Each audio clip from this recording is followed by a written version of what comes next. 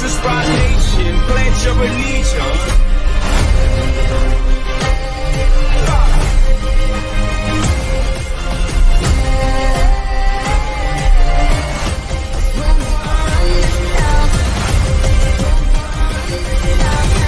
We gon' run this town.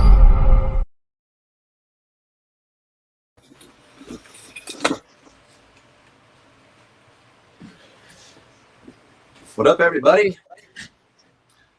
Happy Friday to you guys. I found the tool I was looking for. I haven't used this thing in a while, so we'll break this thing out.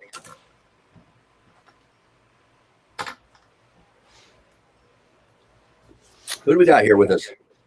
John Morris, Mr. C. What's up, guys? John, Nate, Lewis, Mr. C, Darren, David, Brian, Opie. What's up, guys? So yeah, I'll be giving away the 1.4 spray gun at the end of all this.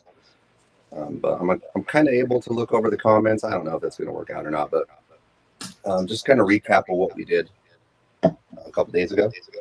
So where's my reference here?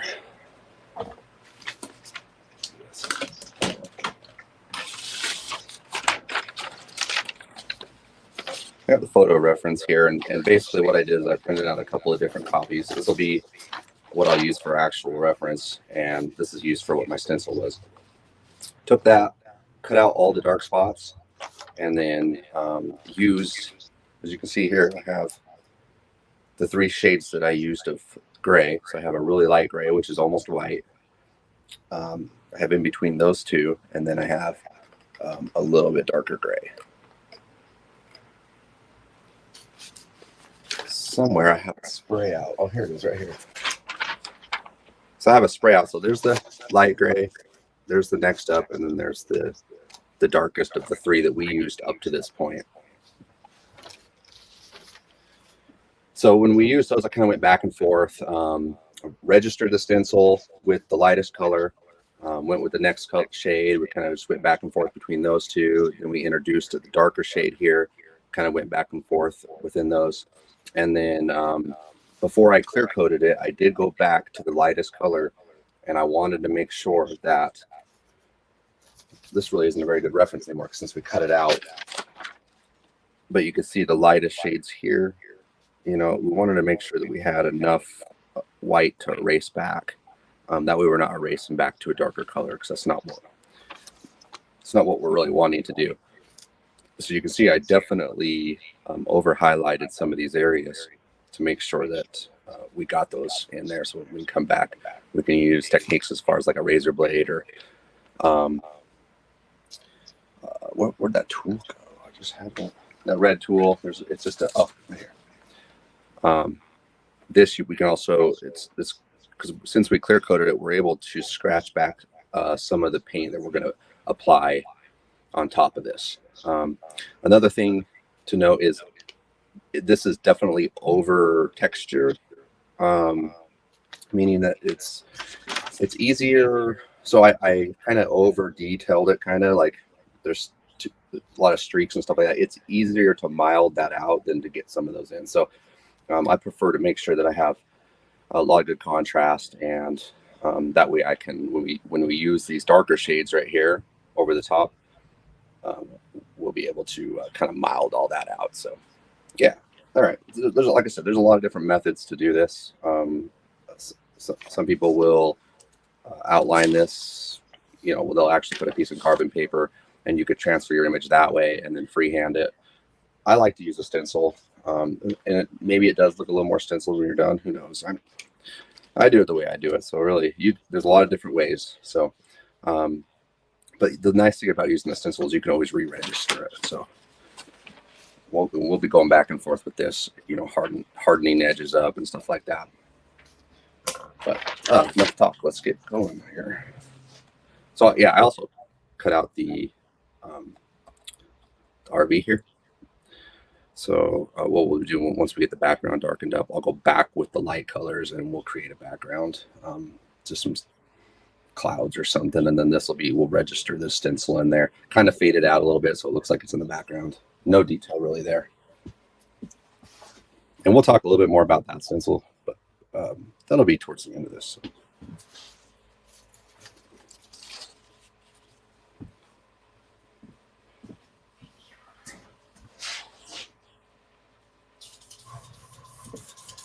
I did have a mishap on my airbrush a couple days ago. Let's see what this tip is looking like now. I'm kind of working with like a Frankenstein airbrush here because I pulled out another needle from another airbrush because I banged it up pretty bad. But hopefully we're okay here. I'm going to give this a clean real quick and then we're going to go ahead. So like I said, we work with these shades. I'm going to go ahead and go back and start with this shade right here again. So we're not going to rule these out, but we're not going to necessarily start on these three quite yet. We're going to go ahead and start with this one to re-register that, and then we can go back and start creating some textures and stuff.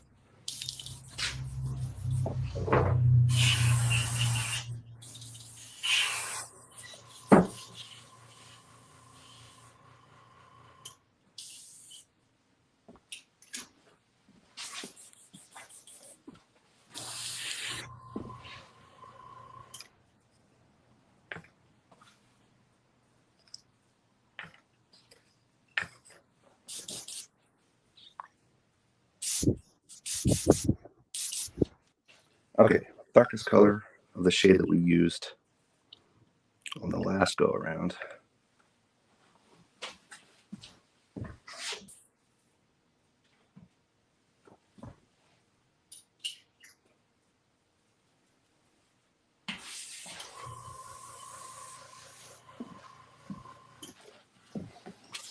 Make sure we're spraying okay. That's good.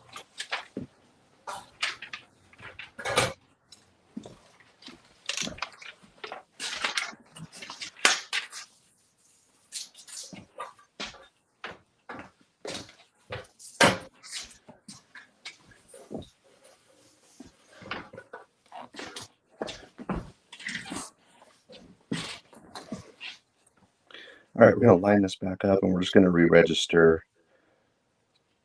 those hard lines.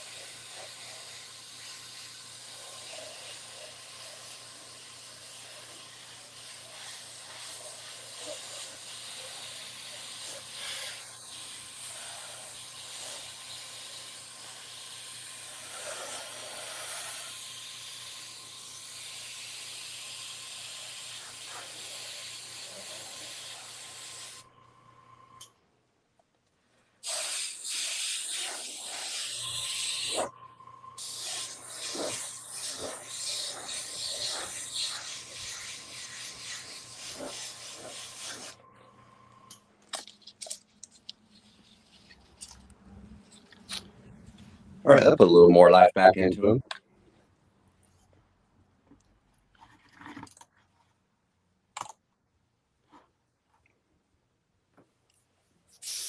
Somebody asked if those are Dixie cups.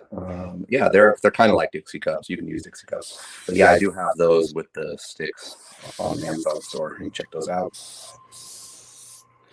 All right, so I'm not going to really worry about too much of the detail in here quite yet, like connecting those, because obviously those look like they're just like stray lines, which is fine too. I mean, but we do want to kind of fade those out. But I am going to work on making sure we have enough texture in the face. So I'm going to take the same shade that we had, and I'm just going to, sorry, reference go.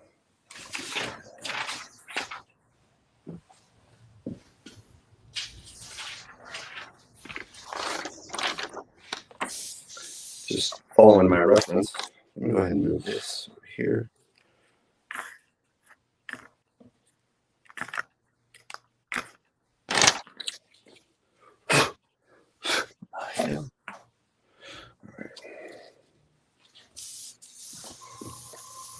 So a little shadow underneath the chin here.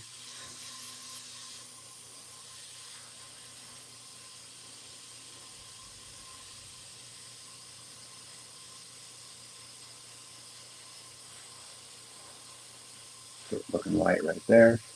So we'll kind of stay around that area. I'm not going to really use any hard shields quite yet.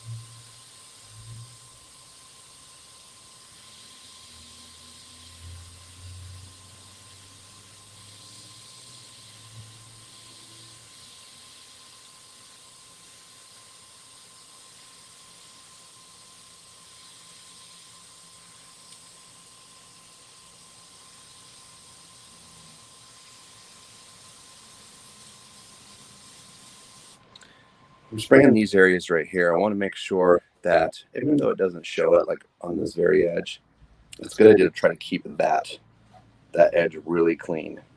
Maybe even towards the end we would lay a little bit of a stencil, but like we don't want the dark color to mix in with our dark background because it's going to kind of fade it out right there. We really want that to stay bright. So if you're going to hit that, make sure you're trying to stay this way of that edge. So yeah, just keep that in mind. Try to keep your edges clean. That way all that looks super bright. And the nice thing about having this clear coated is we're able to go back and scratch back and pull back some of these highlights.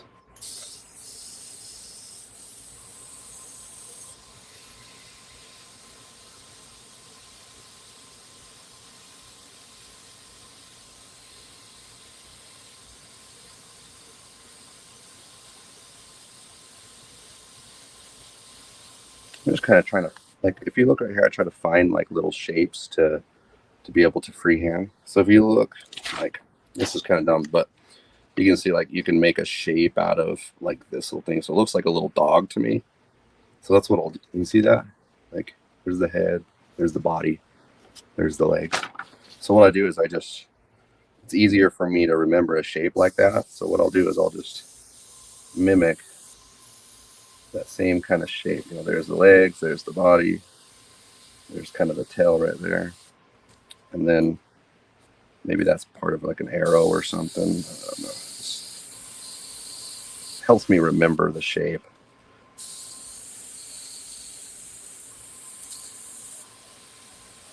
That looks like a pig. See, look at the snout right there.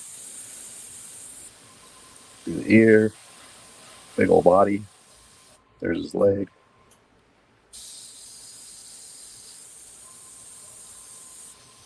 This is all pretty much shaded in.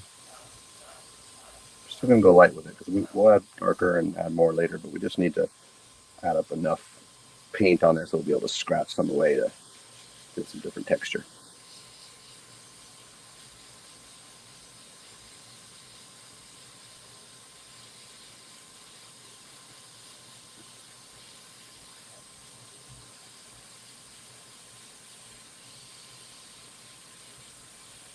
Pig ear.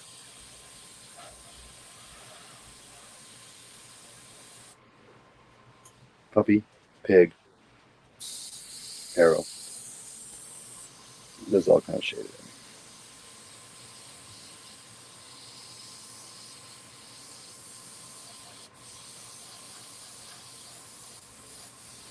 Once again, see how that's really bright right there? Keep that pretty clean. Connect some of this together.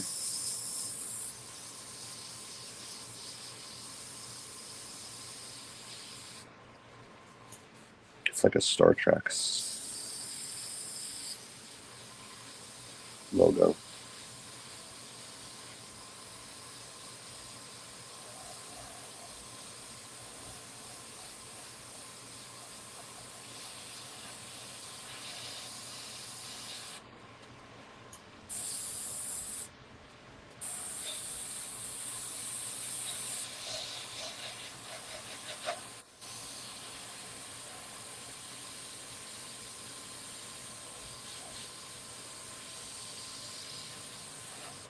Okay.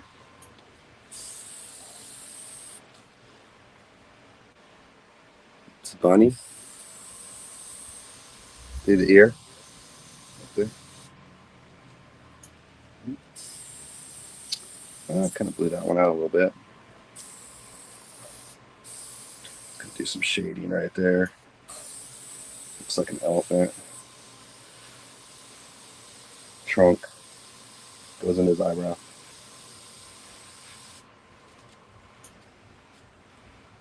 Now this whole thing looks like a horse right here. So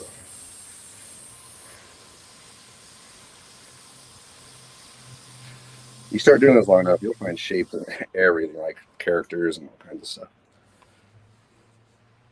Yeah, so there's the highlight. We kind of washed out the highlight a little bit down here. It's a little tricky because there's the style line, and when I hit it there, it like pushes all the paint down there. So we'll come back and fix that up.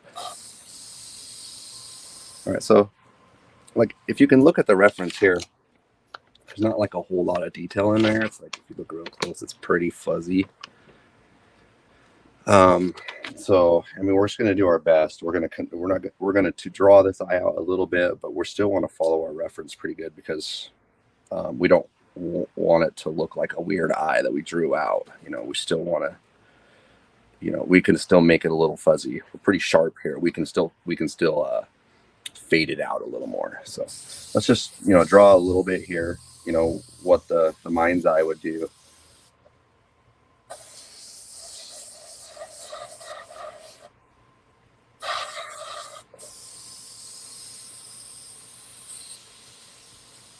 I'm going to reduce this a little more. I'm getting a little bit of splatter.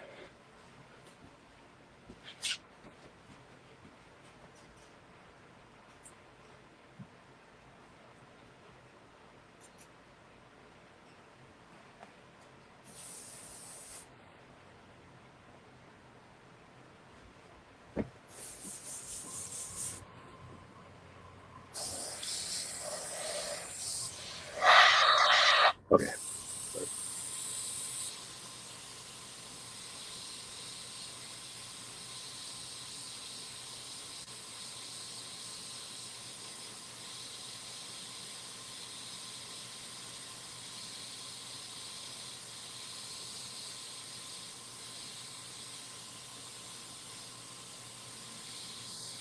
Some of those lines in there.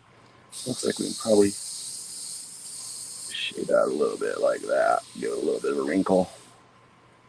Still looks cross-eyed like crazy. It's because, and if you look at the image, it kind of does. But we want to make sure that we fade that out to make it look more like a shadow.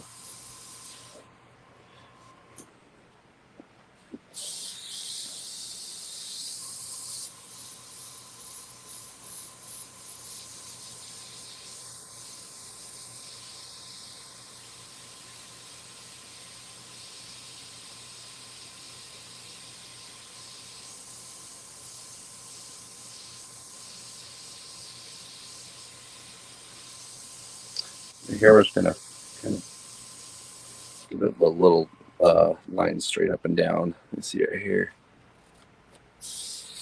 Well, just sometimes your trigger gets stuck on. Let's see. Oh yeah, see it's stuck on right now. So all we do is we just pull the barrel nut off here. Sometimes we just need to reset that needle.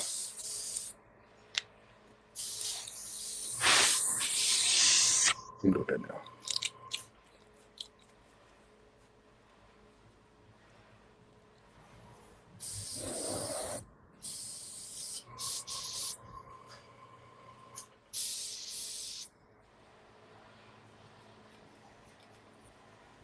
A little bit of a problem here. Let's see.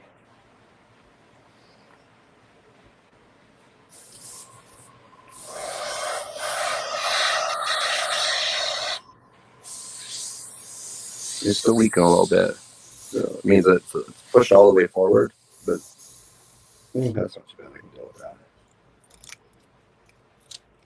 Let's see. Sometimes there's just some clogged on the end.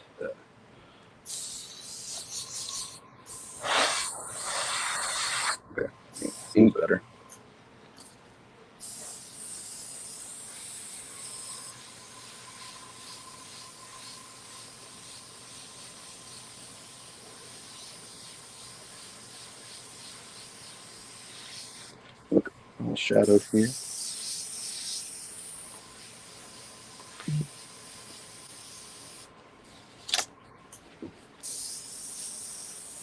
That looks like a paintbrush right there. So I'll just make a little triangle there, up that way.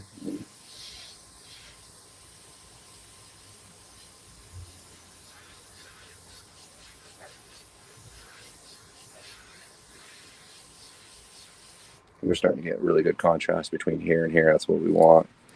We still need, if you look here, we still need to shade quite a bit more up into that. And then I did actually into that mustache. A little sidetracked. That's okay though. I usually jump around anyways. Like it's better not to like finish one thing. We'll actually probably come into the hat just a little more. Definitely come into here a little more. But I do like to start with that area, and then I'll kind of fade, kind of move off to, obviously we need less detail into this. So usually leave it until I get started on the face a little bit.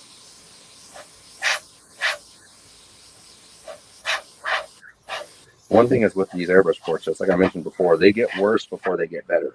So like you'll be painting and you'll register a stencil. You're like, damn, that's starting to look good. It's like, and then you need to do the next process. You need to do the next step, which is going to kind of dirty it up a little more.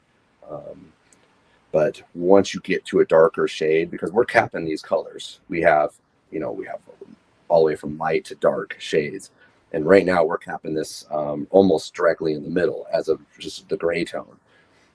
That way we can't go too far. So you don't have to worry too much, because it's not like we're doing black and white and going back and forth between those two shades. I'm doing it this way by capping the colors, by making sure that it can't go over that shade. You can't make it, you can only go so dark with this shade. So that kind of protects you as far as not allowing you to go too far.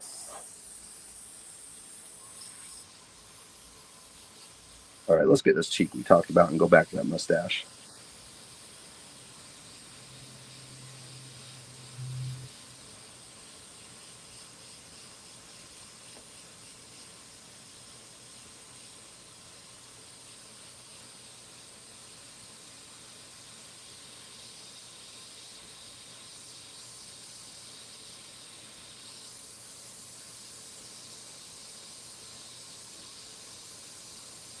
We're trying to meet those two together.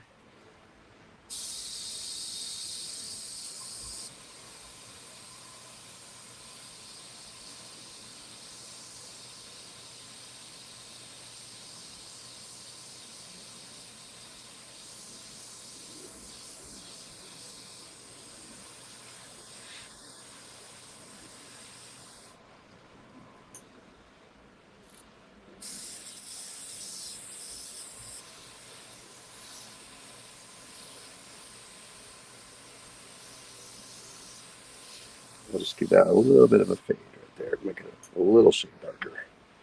Okay, I think we're looking at, we lost a little bit of a highlight here, but like once again, we'll pull those back.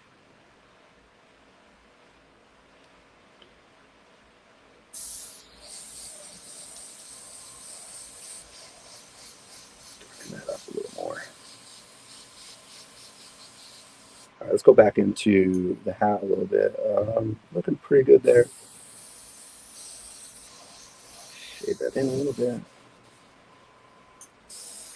See how it has a couple of different layers of the flap here. So what we'll do,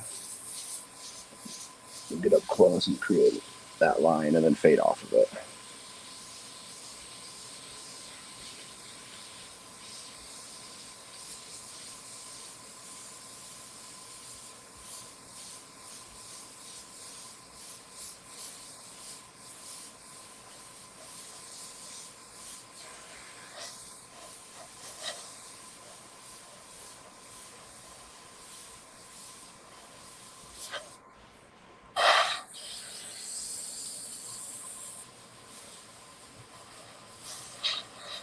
More full.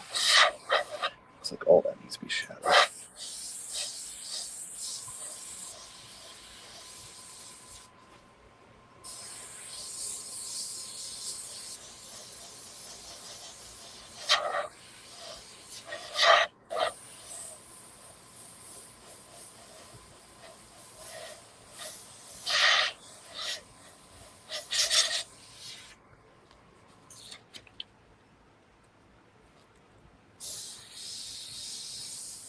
did those buttons. We might as well come over here and just rough these ones in.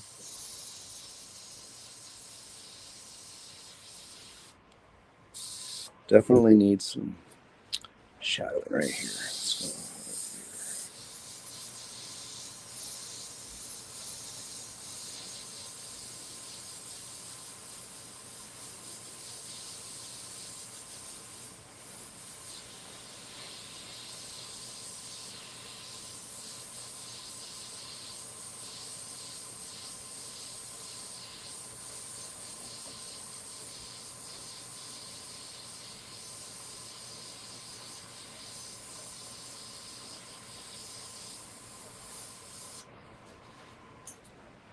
bigger shadow right there.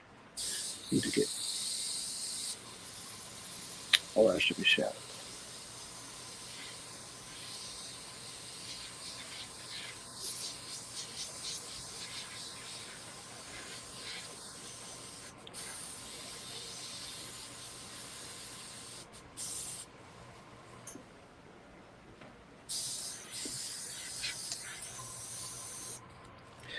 See, we have, once again, we're going to want to make sure we have a light line right there, a highlight. So we'll come in at this direction going that way. Oh, shoot. Kind of lost it there.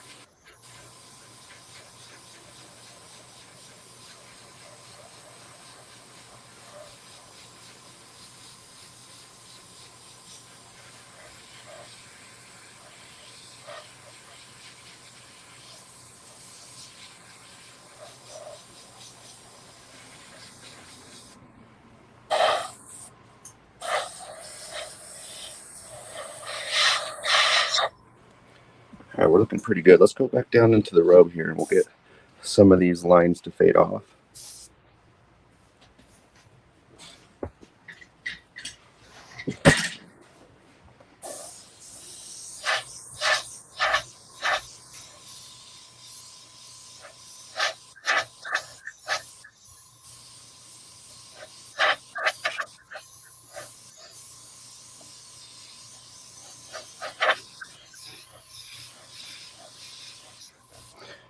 When I'm doing these longer strokes, I'm always rocking back and forth on the needle. Let me show you that real quick.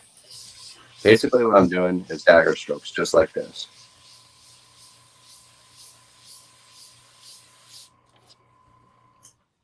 They fade off. They fade off on both sides, kind of like painting a car. You know, you fade off on the edges. So, but you can do it on both ways, you know. So basically I'm just molding like that.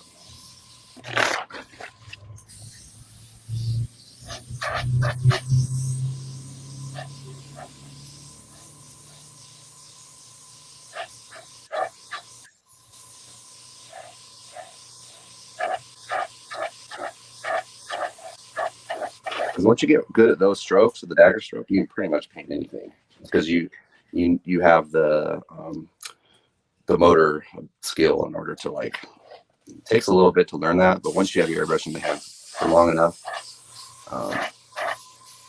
it's pretty easy, you know, on and off as far as pulling back, pushing down. As you can tell, I have the air on all the time. The air is always, the air is never turned on while the airbrush is pointing at the portrait, because a lot of times it'll splatter out. So it's always air on, and then you go in and you start introducing the paint.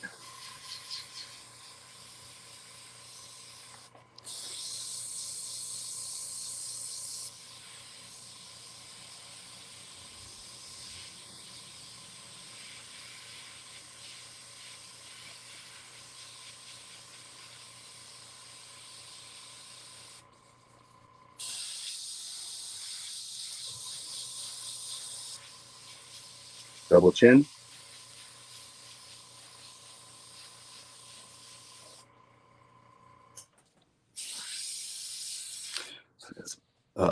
These are dark hair, or something's back there is dark.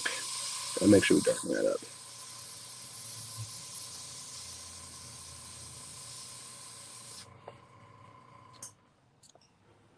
This should be shadowed all the way across.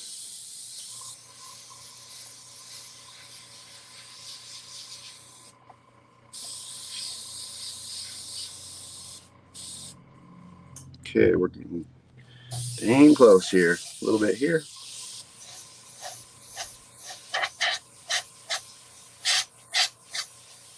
Blending in those further, what's that, a robe line?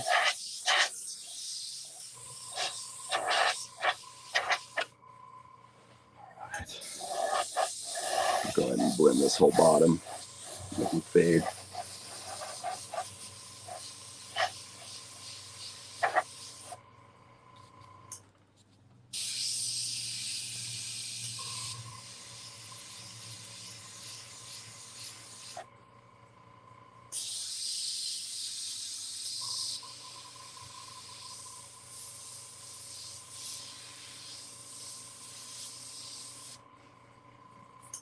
Getting his chin back.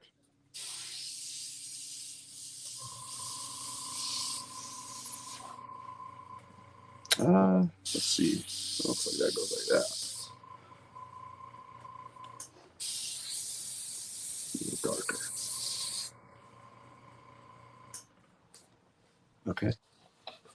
You see, it's all looking a little more faded out because basically that's exactly what we did. We registered the stencil with this same shade of gray, and then we kind of shaded everything in. It looks like we're going to need to be pretty shadowed underneath here too. And I don't want to forget that cigar.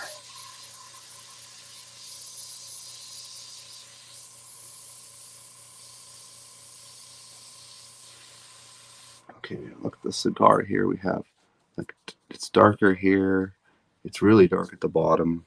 What I like to do is, even though it is dark at the bottom, I like to make sure that I still keep a little sliver of light, because you have a backlighting that'll light up the back side of that cigar, or you should, for a good photo, you know. So let's go ahead and, you know, we try to make that happen.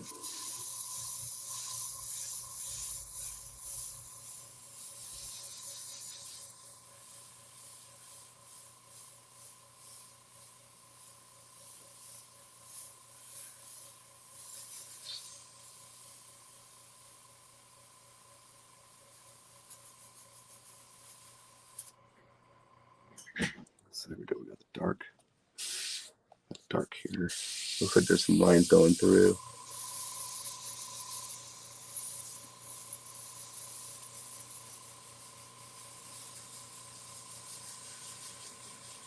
So that's all highlighted.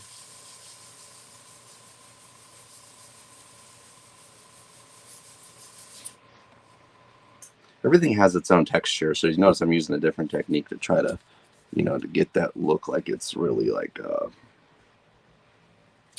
cigar texture, I guess. I don't know. Given a different texture than what we have here, where it's smooth, that's what makes stuff look good, is because it adds good contrast and another element. Make things look a little different. Making sure I'm not missing anything. Looks like that eyebrow right here. That should fade in a little better with all of this right here.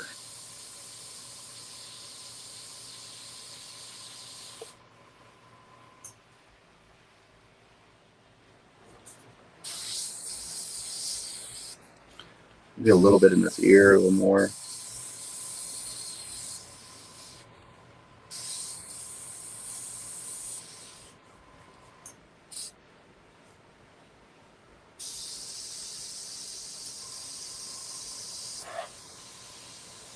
This all has like a little bit of texture to it, so I'm gonna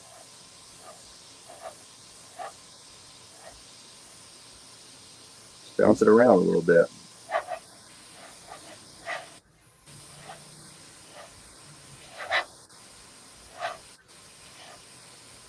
Just kind of trying to match what we see. It's not rocket science with this, but this robe. But when it gets into the eyes and stuff like that, you want to make it look like the person.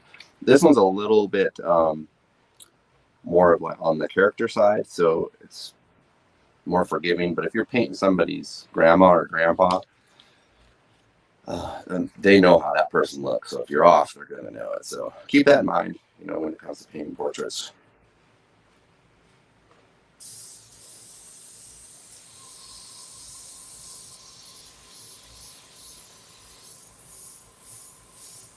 Establish this bottom lip a little more.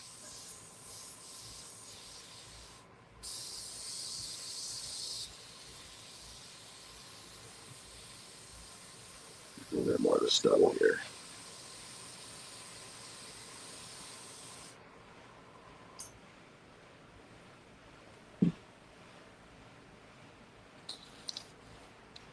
All right, we're looking really good. A lot of contrast. What happened there?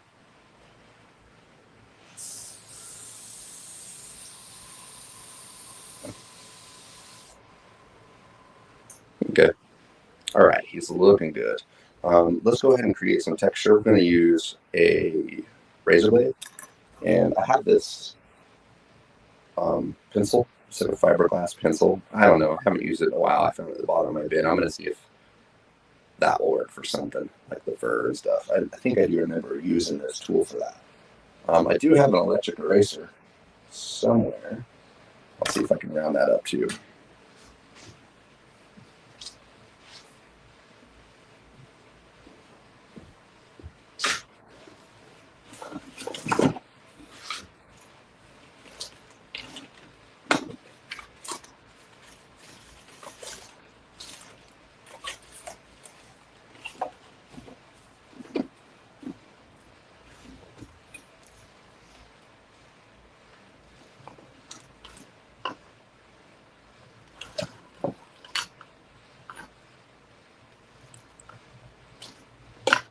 Nope.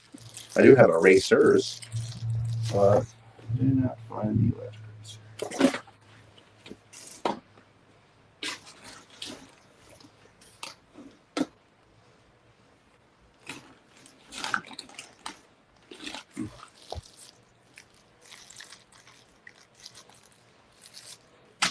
All right, this will be about the same thing. We can also use, I might use this to start too. All right, real quick, I'm gonna go over any questions you guys have. Let's see here. Oh, mini hoods. You can get the mini hoods on Amazon. So you just line at Amazon. Line mini hood, maybe. Probably what you can do here. There we go. There I am.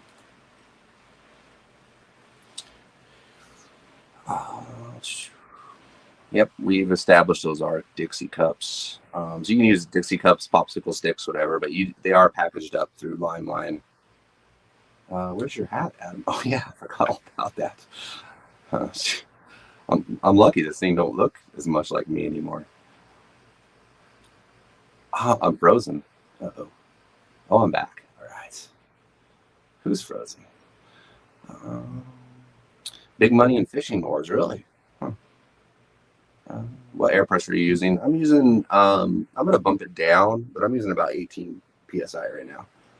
But I'm going to bump it down as we get going. I'm just trying to use the Cretex colors. Yeah, I have used Cretex actually on the Gerald Mendez. Of course I did. I do use paper to make the shapes and the shading in the background. So yeah, it's pretty much just paper stencils. I do have some plastic ones that I kind of keep a hold of. What's up, E Brown? And once again, type in Lime into the messages there. It'll get you a chance to win. We're going to be giving away a 1.4 paint gun.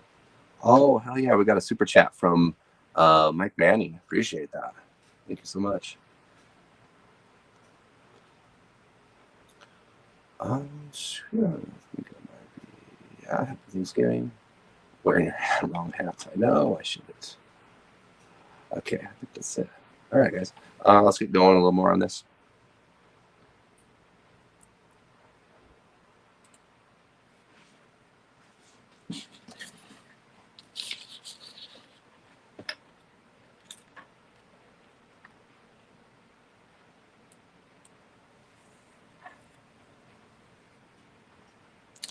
Somebody asked, are you going to shape the upper lip where it looks like he is biting down on the cigar? Yes. Oh, look at that. I'm missing a huge shadow right there. His whole top of lip's gone. Right.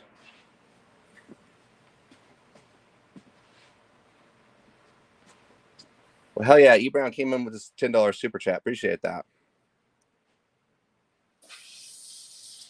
think he was the lucky winner of one of the gun last night. We'll be giving another one away. Hey, maybe he'll win again.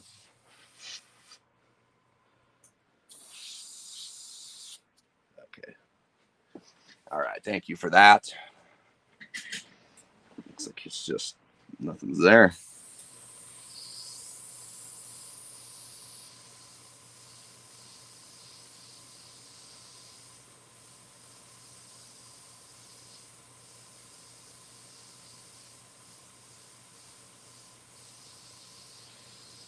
And then we got, oh yeah, I don't know how I missed all this.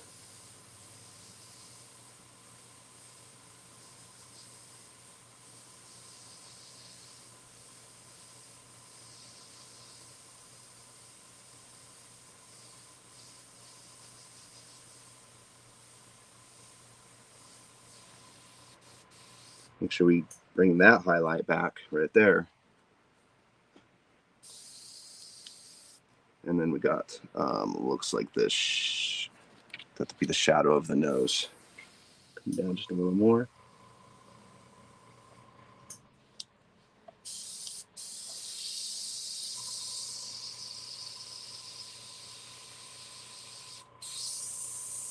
Okay, that's pretty washed out right there.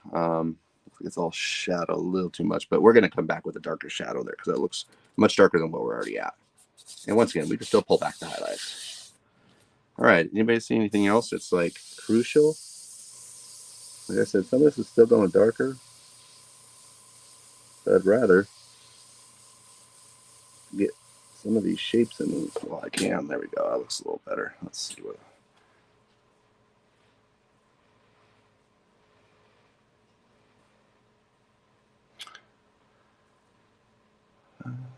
Okay, looks like, yeah, nobody sees anything wrong. I think we're good.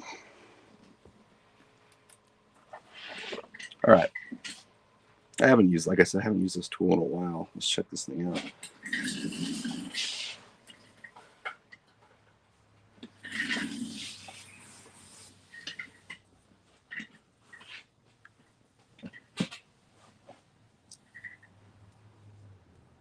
So it's just a fiberglass pen. Maybe I should trim that.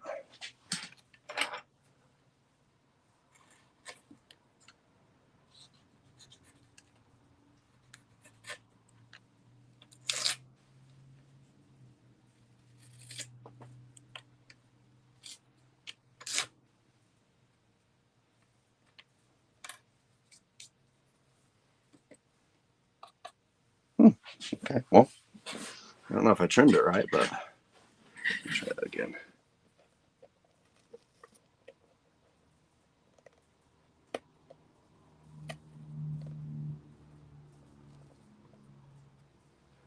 It's just a fiberglass pen. I don't know. We'll see how it works.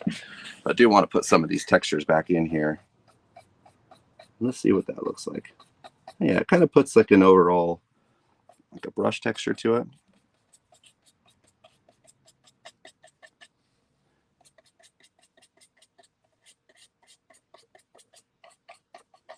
We don't want to do too much, but we will come in with the razor blade because this is kind of, this looks nice. It's like, let's see if we could get it. It does put in a texture that you just cannot create with an airbrush, and that's what I like about it. It's we'll just kind of see what this thing does. Following the same kind of shapes we have here. That fur just kind of wraps up and around.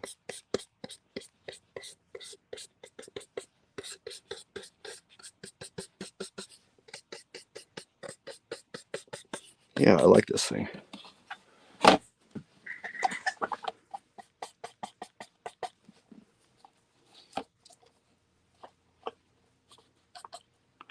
Let's go ahead and we'll do the fur over here too, since we already did that.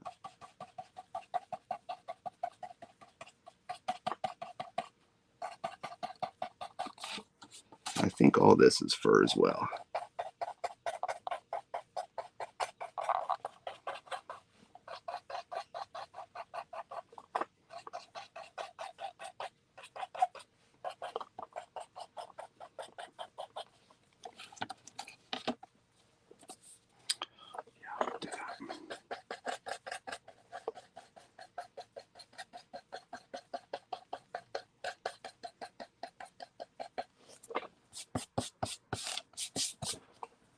Okay, I don't think we want to use this tool anywhere else besides there. We could probably use it, like, see where it's kind of wrinkled. We definitely don't want to use this over the whole face because we want to keep those nice blends. We don't want to look scratched all over. But I feel like we might be able to use it lightly right here.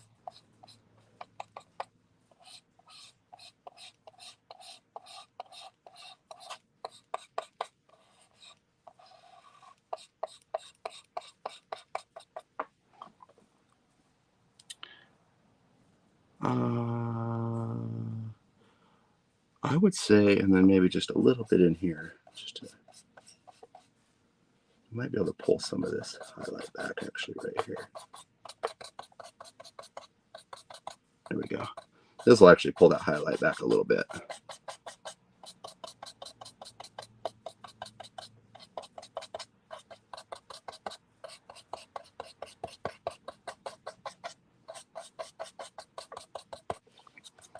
A lot of paint piled up in there. It's hard to get it to that.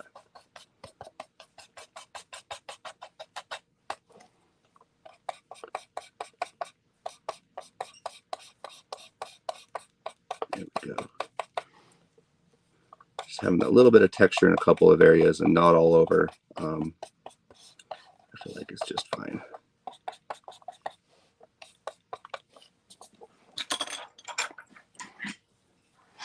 All right, let's go ahead and let's see what the blade can offer us here. This will add more, a little more detail to everything because you don't want to once again scratch everything, just in certain areas. And we'll just do this throughout, going into darker areas.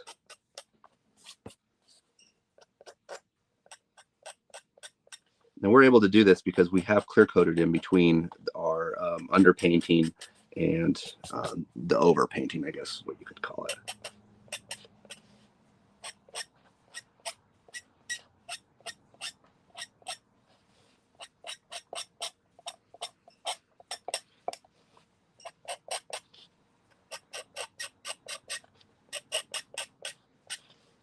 Nothing too crazy. All right, let's see what we can do here. Pull back a little bit of a highlight right here. All right. See around this nose right here, we can really show the contrast here between. Let me show you that real quick. So just by scratching back that little bit of paint right there, I'm going to be able to pull back these highlights right there. You can either use this method or an eraser. This method is a lot more sharper details, but you got to be careful not to look like it's paint scratched everywhere, because that's exactly what you're doing.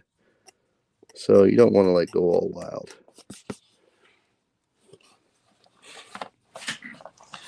And then same thing with the bottom of the eye here. We can,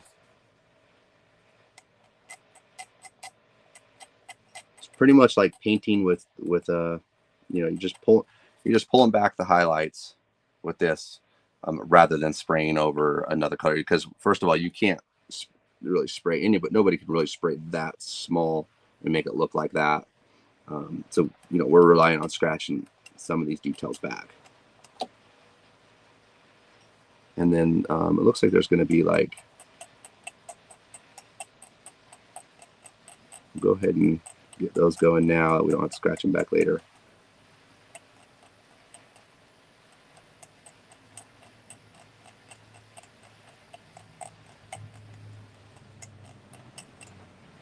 Make this one look square.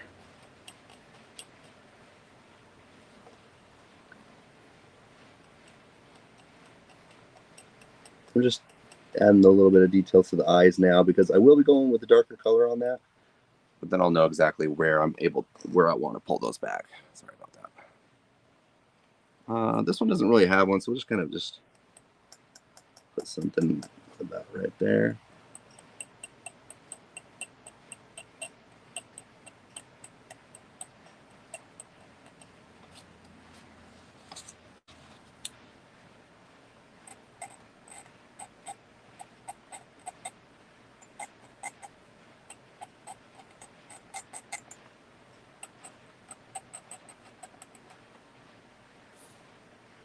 Here we can pull back a little bit.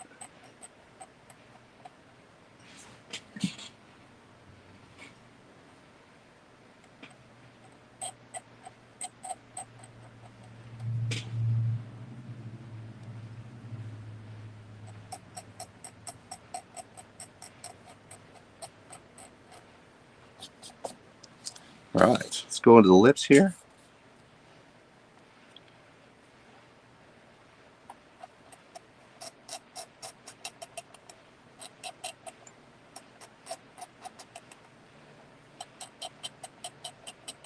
Once again, there's a lot of different ways that you can paint portraits. This is just, some people don't believe in doing this method, and that's fine. I like to do it. So, you know, there's a lot of different ways to skin the cow. Just, did I say that right? Skin the cow? Skin the cat?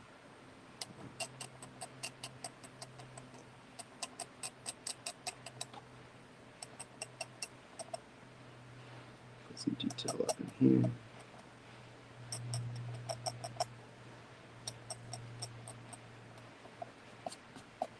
All right, we can scratch back some of this beard he has going on. We'll just give it a start, and then once we get into the darker colors, darker shades, we'll do this again.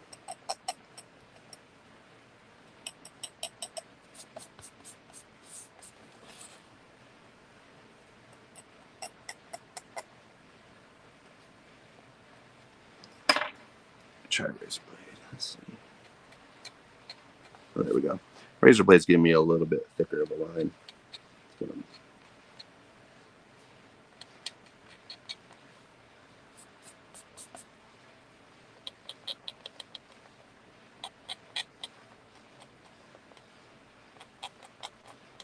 we're pretty much just going to do this where the whiskers are. Definitely not on, really not too much on the neck. But we want to put the detail in where you're going to be able to focus the most on, which would be on his chin, his eyes, around here, his cheek right here. You don't necessarily need to detail out the whole thing. It's up to you. You do however you want to do it. I'm gonna do this how I know. Maybe you guys will learn something.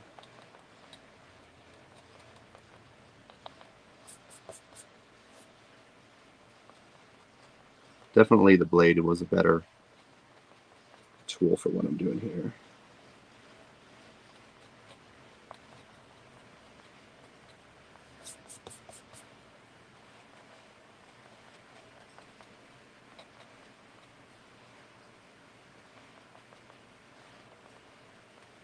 That goes kind of up into his ear, it looks like.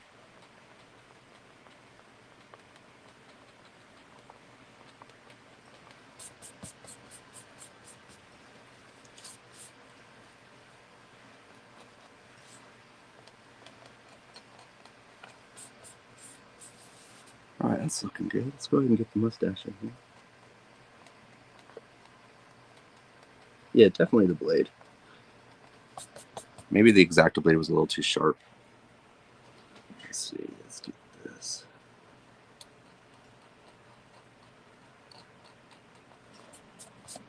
Start to get that lip a little bit back in there, that highlight.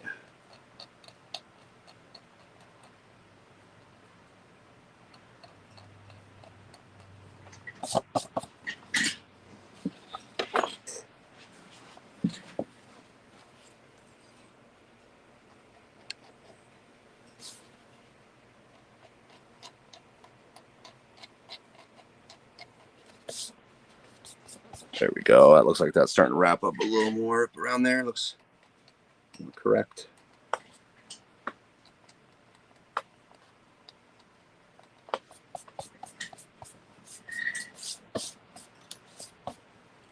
All right, I'm going to pull back just a little highlight on the edge of here.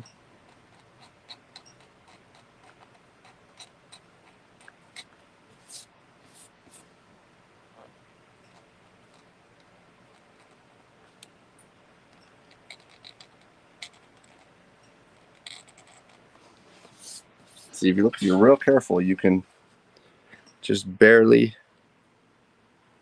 pull pull back a tiny little highlight right there. And that really, once we get going, that really is going to make all the difference. Once we get the darker colors going on this won't look so flat and so dark. We actually have to go pretty dark on the outside of this too, but we're not going to jump ahead just to get something done. I want to make sure we follow the process.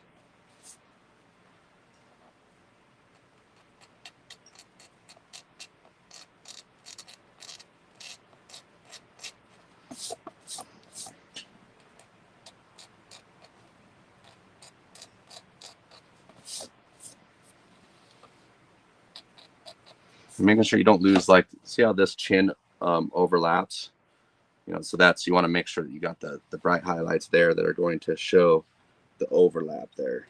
Anytime you have any kind of overlap, make sure you're, you know, keeping your highlights clean.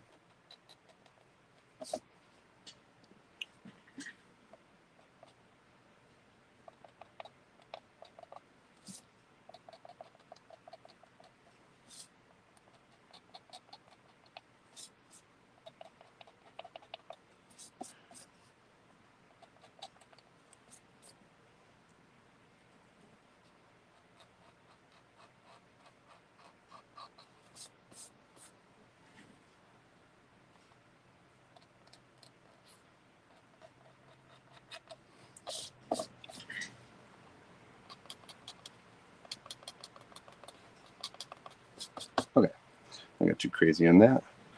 Let's see here, maybe.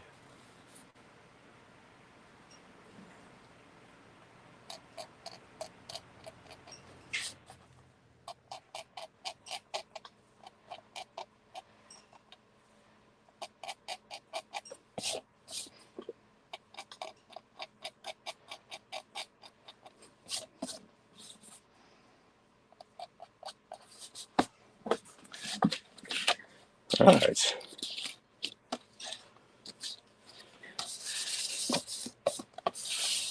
All right, looking good. We're going to go ahead and we're going to mix the darker shade and re-register the stencil.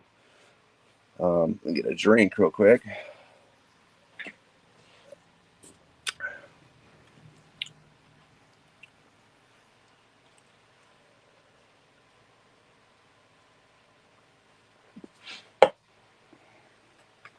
Okay. Looks like the next of the darkest we have here. And here's the 3 shades we've done already. We haven't gone past this shade. We're about ready to do that now. We did this color, we did share, or this shade, we did share between the original underpainting and the start to the overpainting. So we'll what we'll do is we'll paint. This will be the next. We got 2 darker, and then we do have a candy black. We're going to add at the end.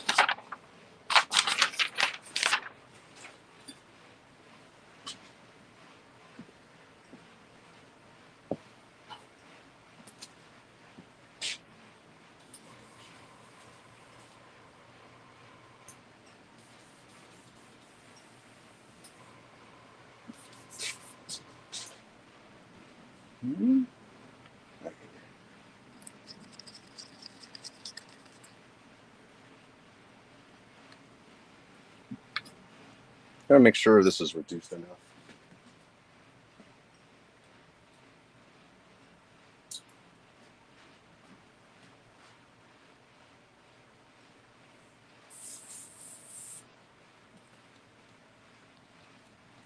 Okay, darker shade.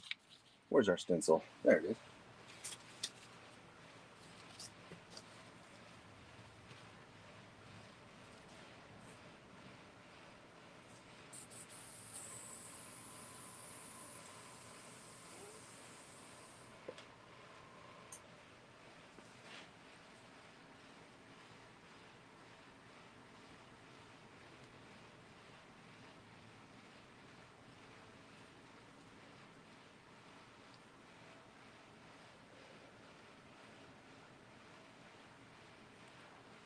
All right. Looks like we're lined up pretty good there.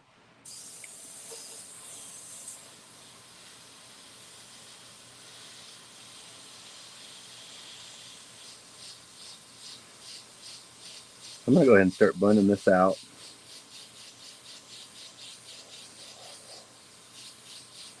because we know that all the background's going to be going dark. So I'll just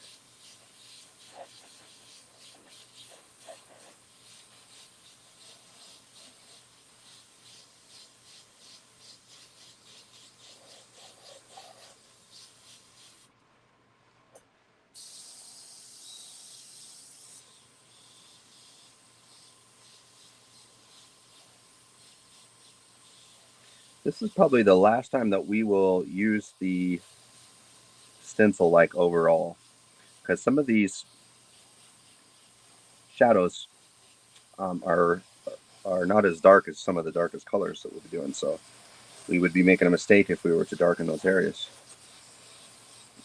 Like those are pretty dark, but some of these others, like this chin, I don't think should be. We'll kind of look at that when it comes. You don't know where, like you think it looks too dark, and then you add a darker shade to it, and then it just brightens it up.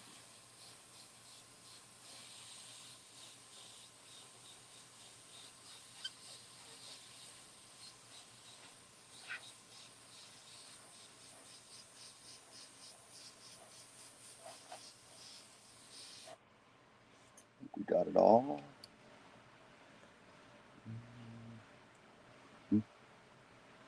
Mm-hmm. There we go. Okay, you can see that now we have, you know, contrast is relative. Like you don't know, like we still don't have any black on this yet. If I was to put black up next to it, you know, and all of a sudden the thing's starting to brighten up quite a bit.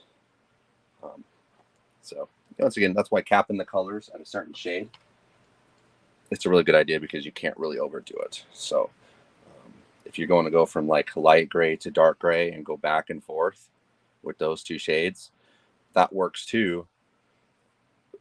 But you have to be really careful about where you're laying down the darker shade when you're doing that.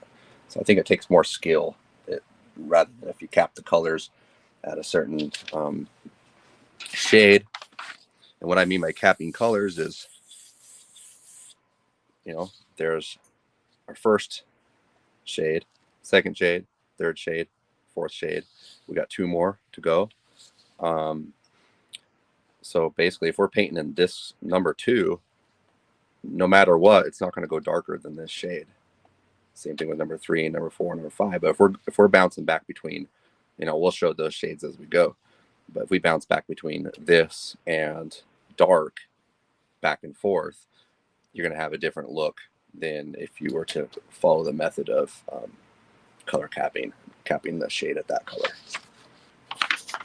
Hopefully that helps. All right, so once we register the stencil, we go ahead and we use the same shade to shade it. Not all of this needs to be shaded again. Definitely not over here at the nose. Look, I got pretty dark right there, but once we get with the darker colors, that won't look so dark. Which, if we don't follow the reference completely, we're okay. I mean, that shadow still looks good. No harm done. So look here. So yeah, so definitely the darker areas in here, we do have, what do we say, 2 more shades. So yeah, we're going to actually darken this up still quite a bit, especially up in the hat and stuff. Let's go ahead and start in the hat, because when you kind of don't know exactly where to start in the easier areas. I know probably I'd probably start up here in the chin. I don't know. Let's do the hat. That's an easy way to start.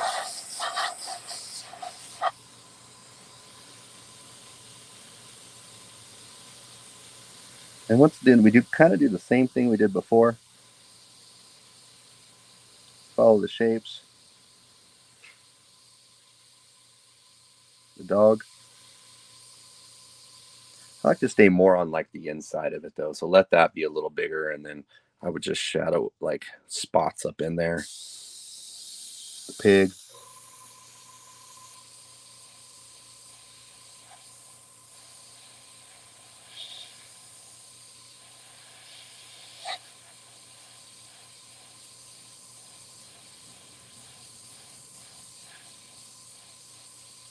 There's his foot.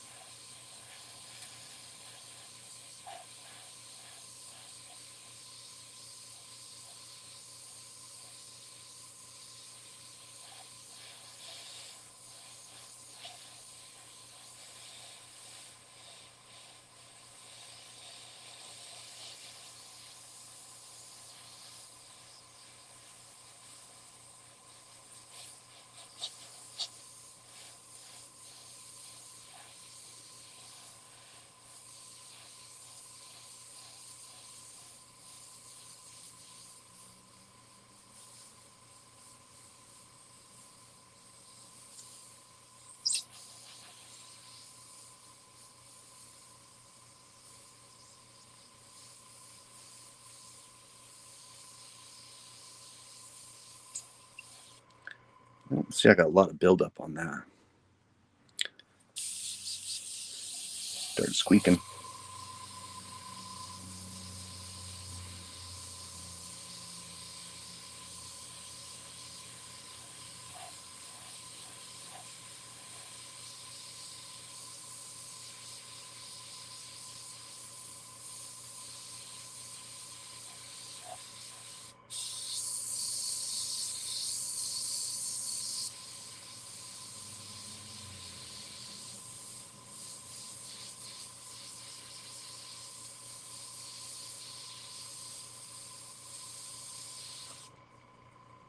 Every once in a while, you just got to clean that up.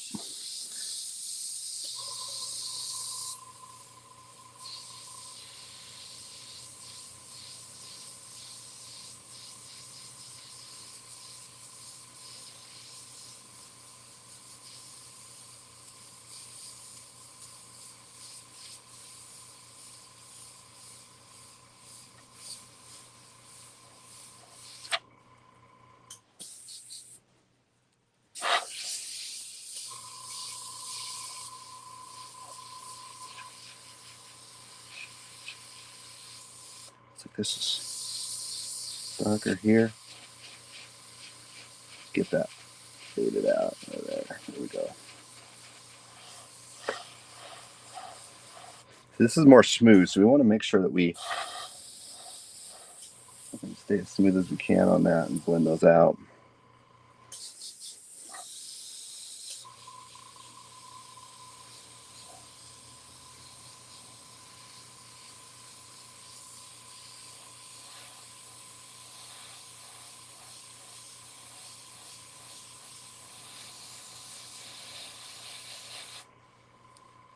Okay, we're starting to look good in there. We can leave that highlight. Maybe get it up a little darker up in here.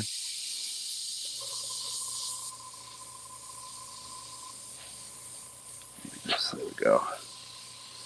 We're going to go ahead and just fade a little bit in there.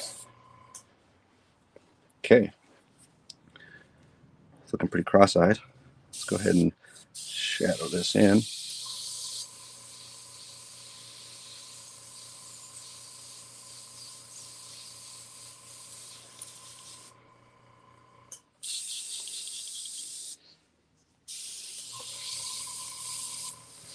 Let me get up in the eyebrow, make sure this is spraying okay. Looks like it's clean this out again. Yeah, like I said, every once in a while it starts to get clogged up. You gotta. Looks like my needle's bent a little bit. It's okay. We'll make it work. So I should be getting small, smooth lines.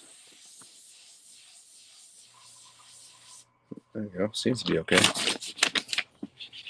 Basically, if we're able to do that, and it's not all chunky, it got a little chunky right there. That's basically all we're doing is just doing those lines everywhere. You know, some are shorter, some are longer, some are different ways, some are in circles.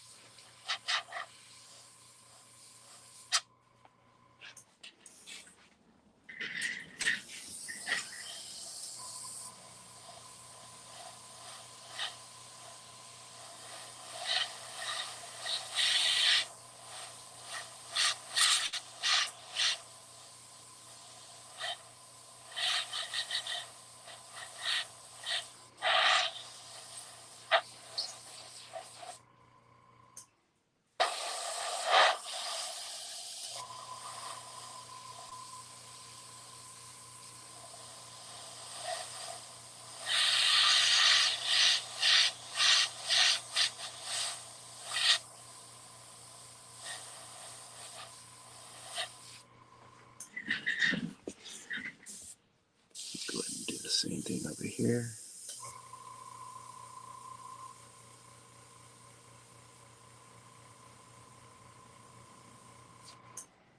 Once again, trying to keep the edges clean. If not, we would have just lost that whole, you know, because it has the highlight there.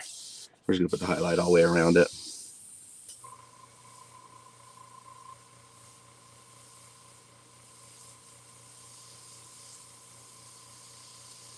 Once again, keep the edges clean.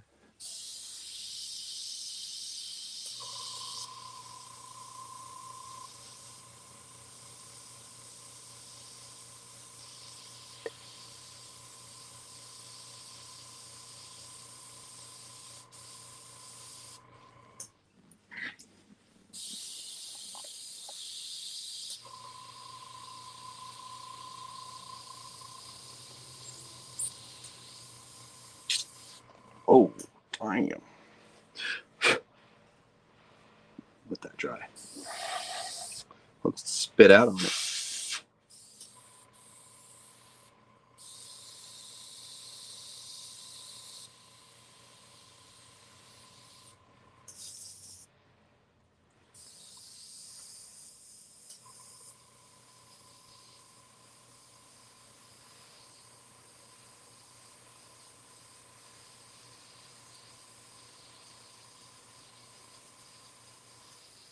Took all that shadow pretty good right there.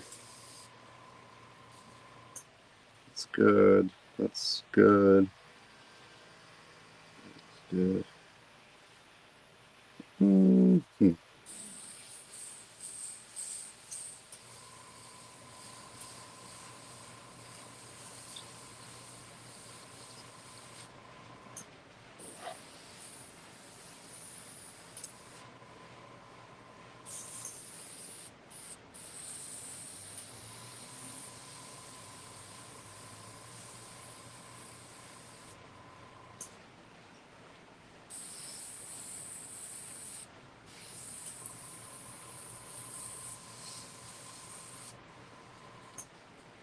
Dark hair behind that. Once again, we'll just leave. Oh, that's been really good. Good thing I was on the hair or the fur.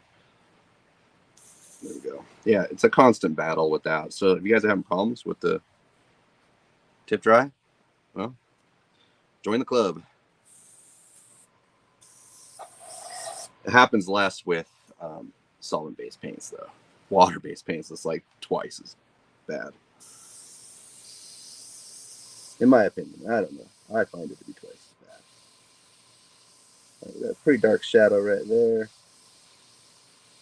Get that double chin.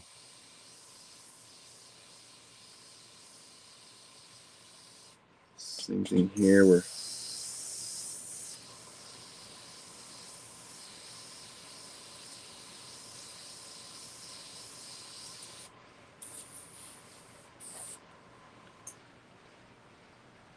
kind of, oh, there.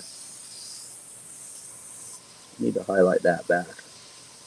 So right here, I need to make sure I hit that with a highlight on that edge and make sure we don't lose that.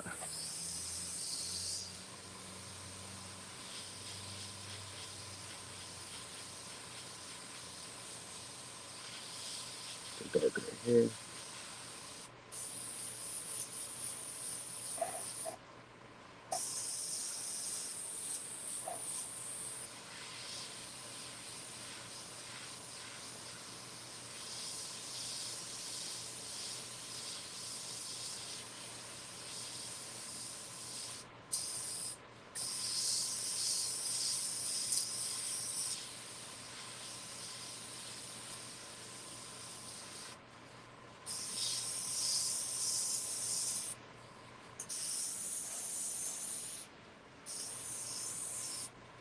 Oh, he's got a hairy chest.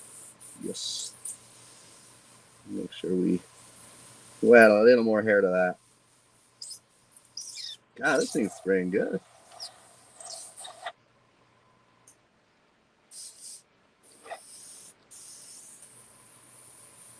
Come on, Harry. There. That's better. Okay, some of these we're going to come back with a hard stencil and we'll nail those in. We'll wait till towards the end, though.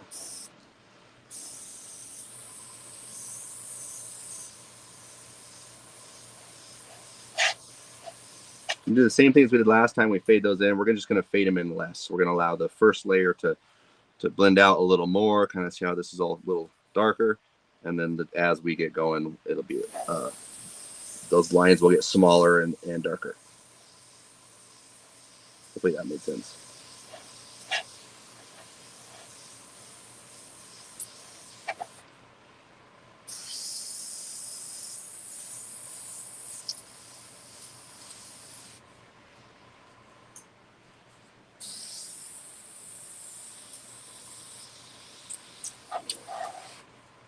I might need to reduce this a little more.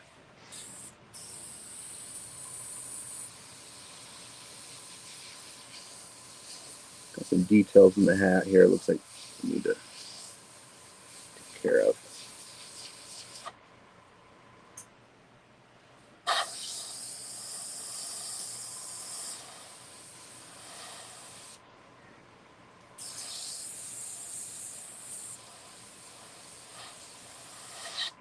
It's all darker right there.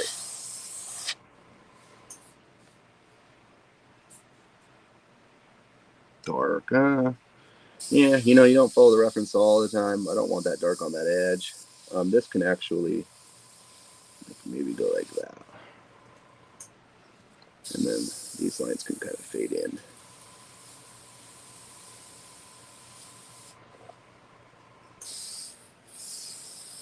Maybe we get hit this again. Make it a little darker. Less of a blend. Basically, we hit that last time, but we blended it out farther.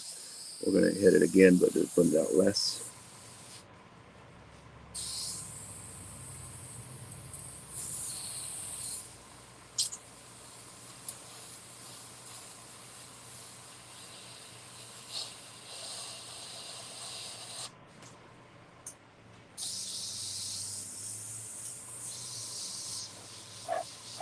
I'm going to start fading this out a little more.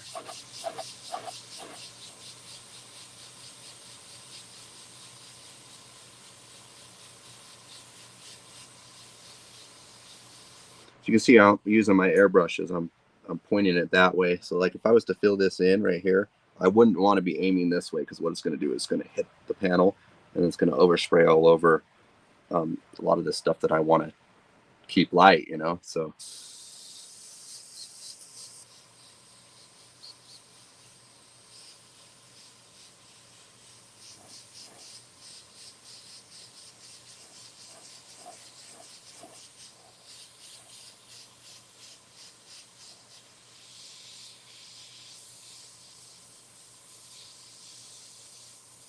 make that kind of an outline of a smoke there.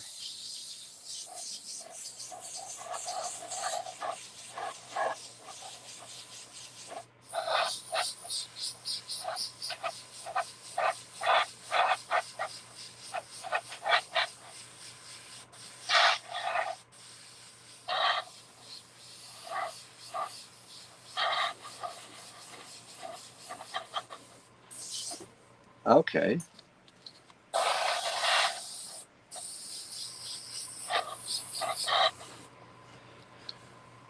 Let's go ahead and just blend a little bit of this darker color very lightly up into the cheeks here. I'm going to be very gentle with this.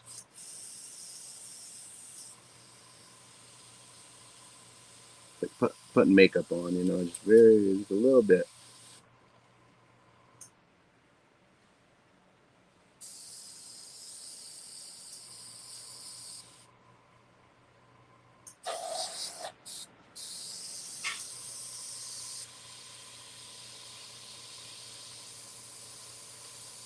Shadow by this nose. We've got this. Get this lip back.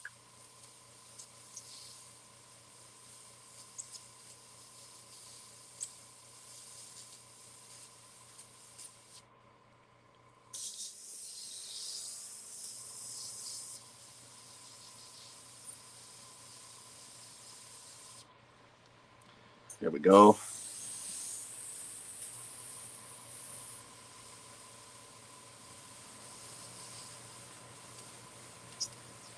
I'm gonna do some detail on the teeth here. So I got one tooth. I'm gonna have to fade that back a little bit, because I faded that other tooth quite a bit. There we go. Oh.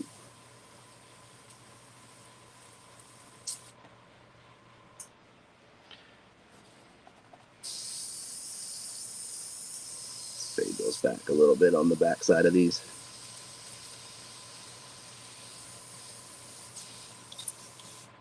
All right, I'm gonna add a little bit more reducer to this, because it's starting to get more tip dry than usual.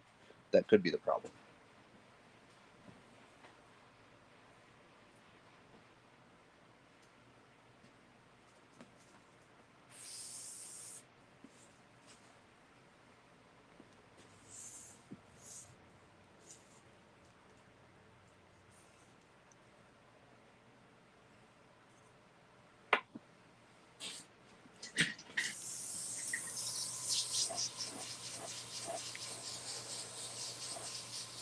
seems better.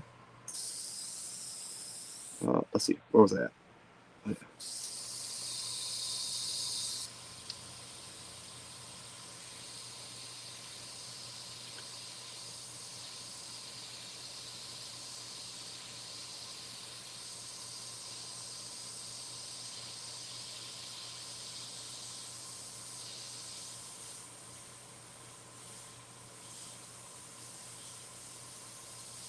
See, I'm just kind of rocking back on the trigger on that just to create more texture into the cigar. We could even use a texture stencil for that. Not necessary. We're just, the fact that we're building up slow, we can build up some texture to that.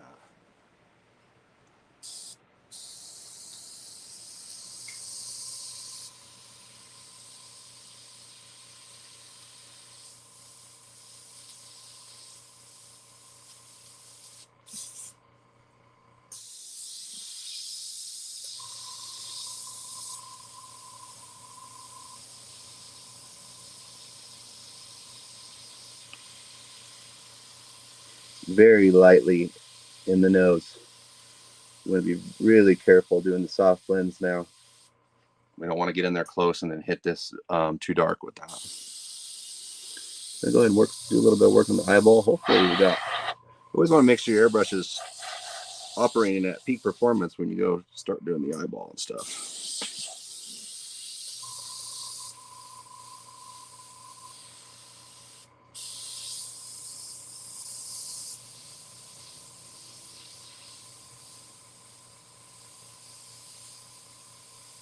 Just following the shapes here.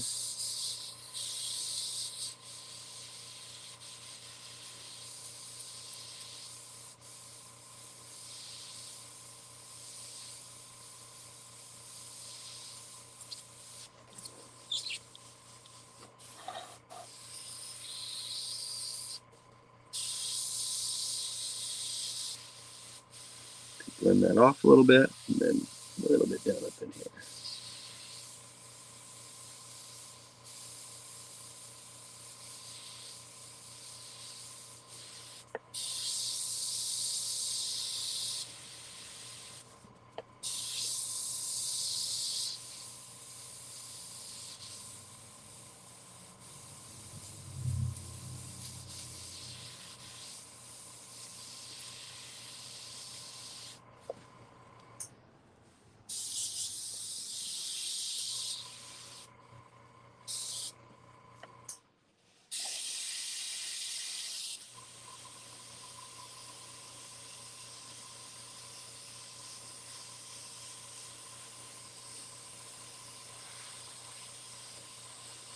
Okay, I'm just going to kind of do a light wash.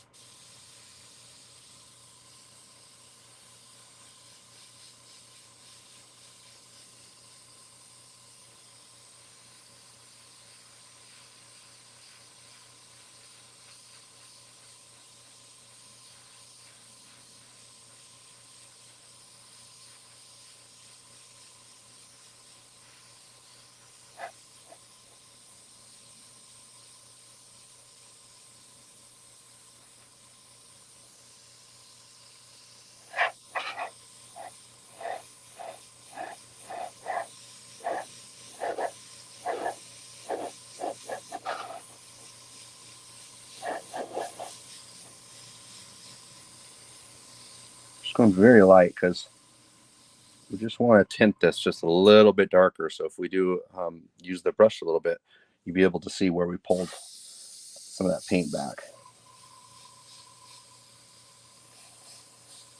We are going with darker shades here. We're going to do one more.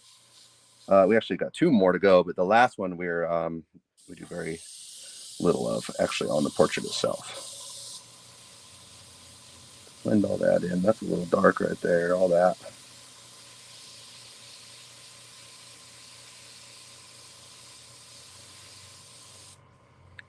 So we put a little extra detail in there, and now we're just blending it back a little bit, fading it all in.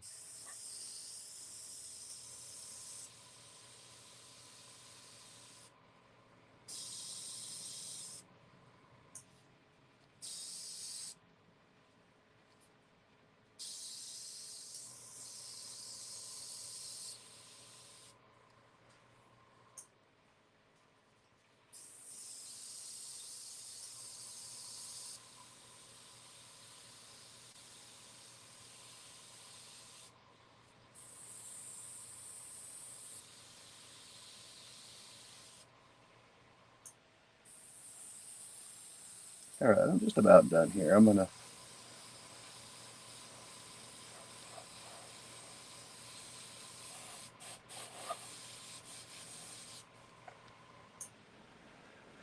Looks like who we got? Carrie Fox. Yeah. Looks like Carrie Fox gifted membership. Right on.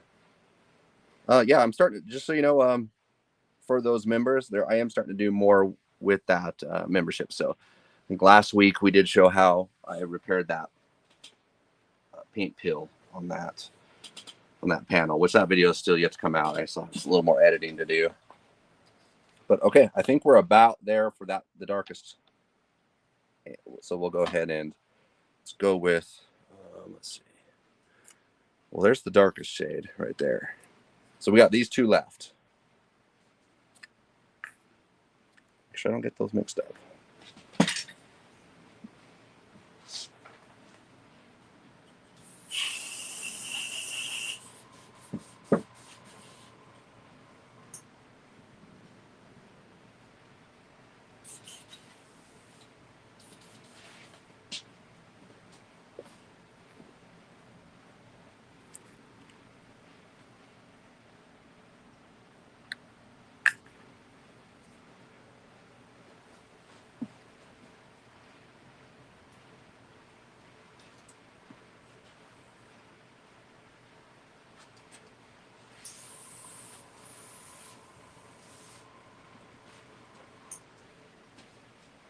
Okay, so here is the shade chart we have.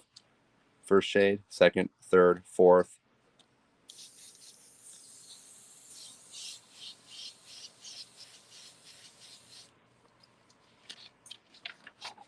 Fifth, and then we do have one that's dark but not black. And then we will most likely shade this with a little bit of candy black as well. So, but we need to make sure that like we're still preserving these shades in here. And once we start laying out these darker ones, it's going to add more contrast to the overall piece. So once I lay down this next stencil, it'll kind of help bring things together. Like sometimes, like I said, sometimes things have to look worse before they get better.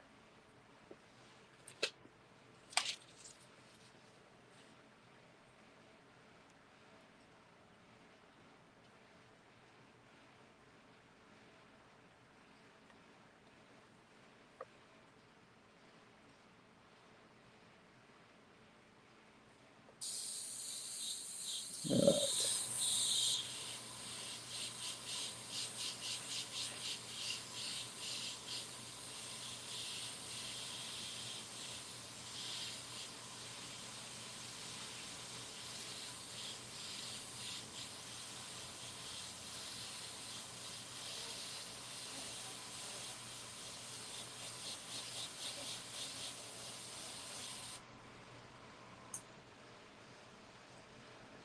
Take that little piece of stencil. I'm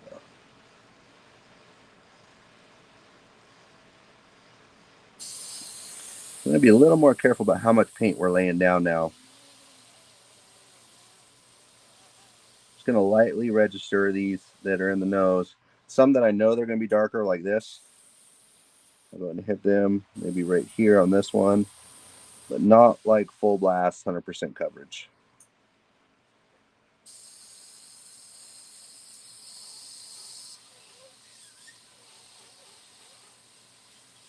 Like right here, not going to hit that one.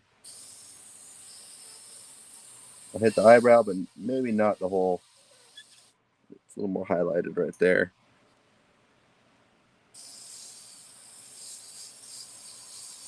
Maybe I'll hit this one just on the hat side, let it blend in. That's all pretty dark there. I'll hit that.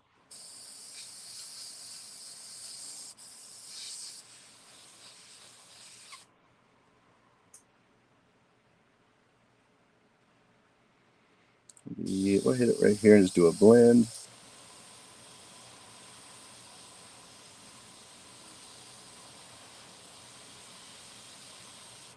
Yeah, I just missed the whole upper lip right here when I cut this out.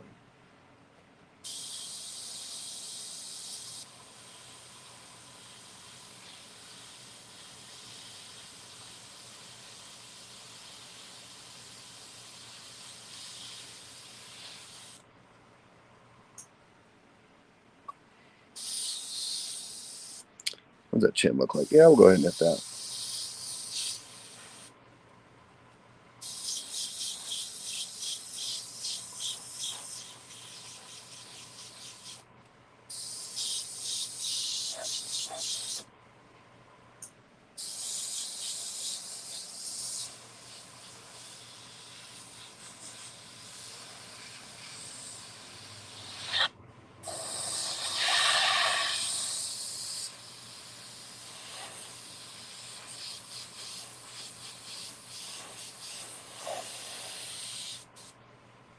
All right, let's see what that looks like.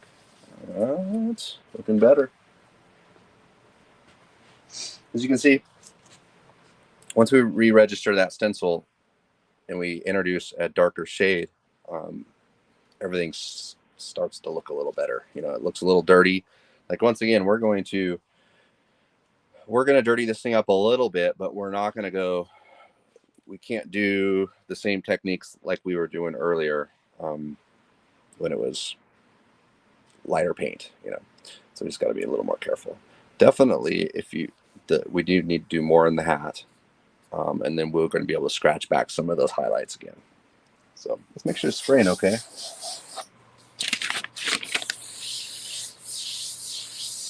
So what we're looking for is these strokes right here. So as long as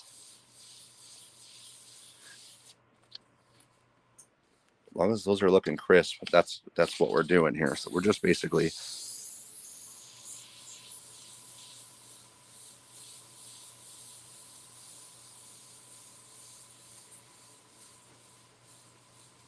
just doing a bunch of this everywhere. But yeah, see, I've got a little splotchy there. I might need to reduce this out a little more. It's a better idea to, once you get going, you can lower your air pressure and you can reduce your paint more. So, and you'll realize that the amount of pressure is relevant to how thick your paint is. If your paint is really thin, you're going to be able to spray it at a lower pressure. If your paint is really thick, it's going to take a lot more pressure to be able to push it out. Even then, it might make it all, you know, splatter because you got, it's so thick coming out of a small tip. So yeah, let's reduce this a little more.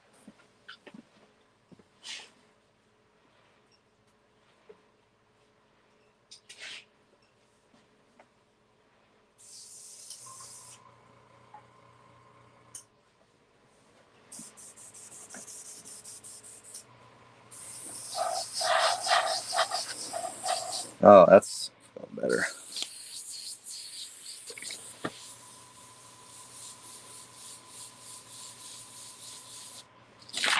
Okay, you can deal with that. A lot of this is going to be, we're going to be super light with it. Let's see, so let's start back in the hat, huh? We know that needs to go darker. It's pretty much the darkest area on this whole thing. That's really dark there. Actually pretty dark there already. This hat might not be as dark as it is in the reference. We probably should have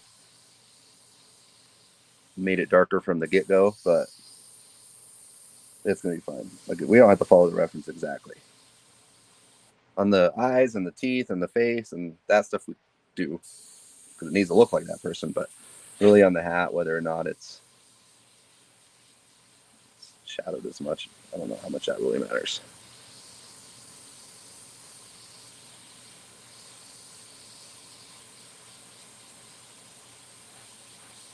As you can see, the darker we get this hat, the lighter it's going to make the face look.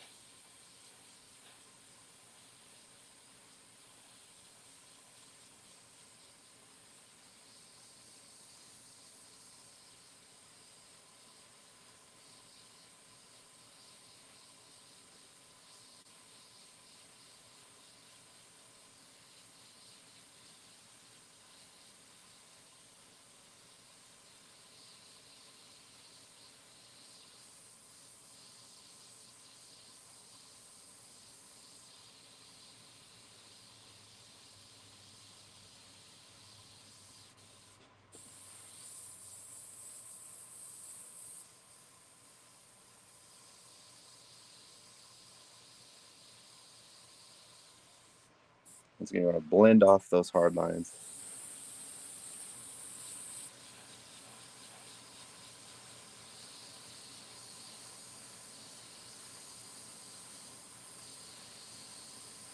Take that stencil mark and we'll blend all that in. Make it look less like a stencil.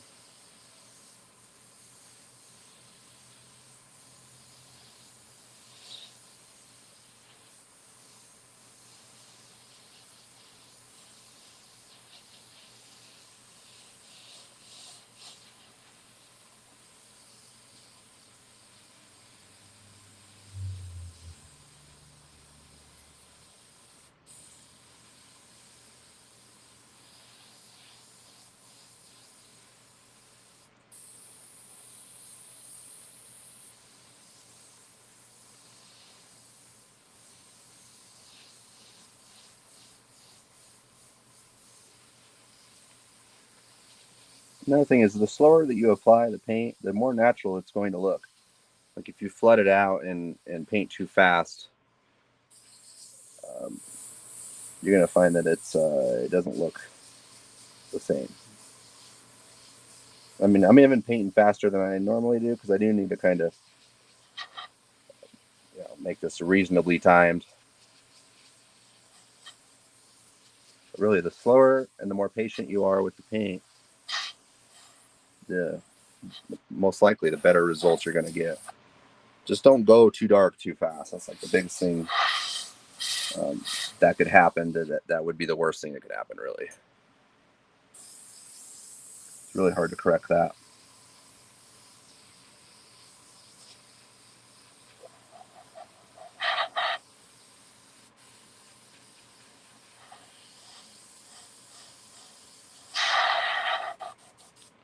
All right, on. Looks like Kevin Pitts came in with a super chat. Thank you very much for that. Appreciate that. Yeah, maybe that comment helped you.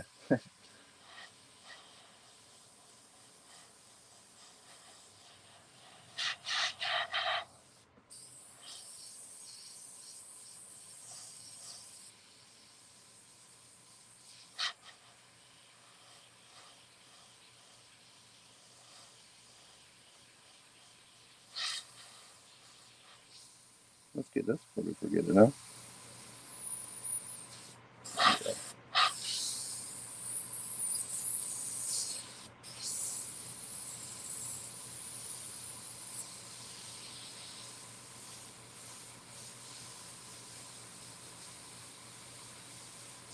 Once again, we're not shadowing everything, just like some of the darker areas. Maybe around the sideburn here. We'll start to lay down a little bit of hair texture.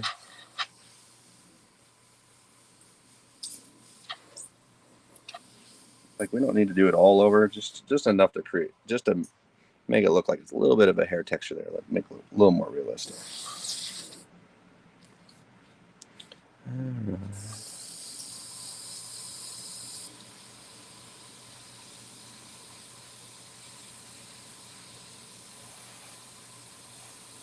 Do a nicer blend on that. Make it look nice and smooth.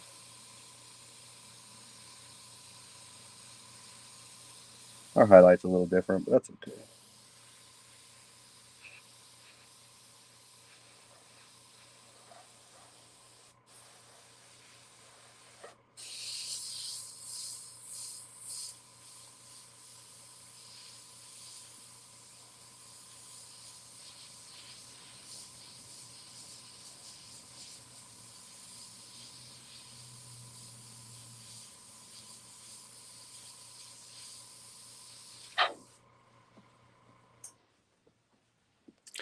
All right, that's looking okay. I mean, I probably could have done a better job with this. But once we get, let me fade that in a little more, and then I could hit it with the black, and then that'll look a lot lighter. Well, I could call it black. That is our darkest color.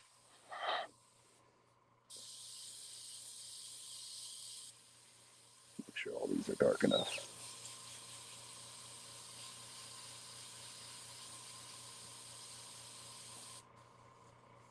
Okay, well, that's looking pretty good. Let's see what we got here. Some details that we can just.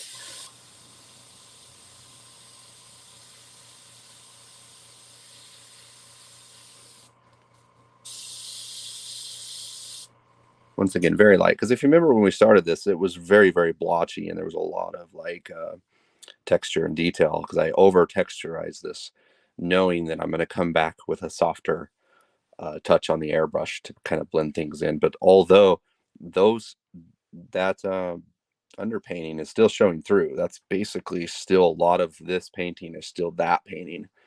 That's why we call it the underpainting. That way we create those details, get everything all kind of lined up, and the lights and the darks in the right spots, and then we can clear that, and then that also allows us to do a little bit of erasing. But once again, we can start light, go dark, and then just kind of build it up, mold it up from there. But like I said, it always gets worse. It'll look good, it'll get worse, and then you'll re-register the stencil. And as long as you're using the colors and the shades correctly, it'll end up turning out.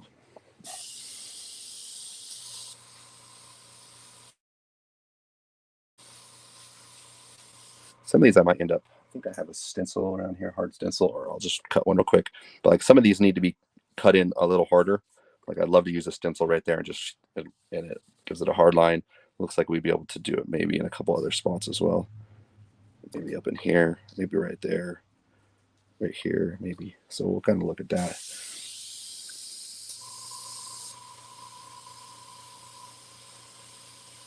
Once again, just slowly.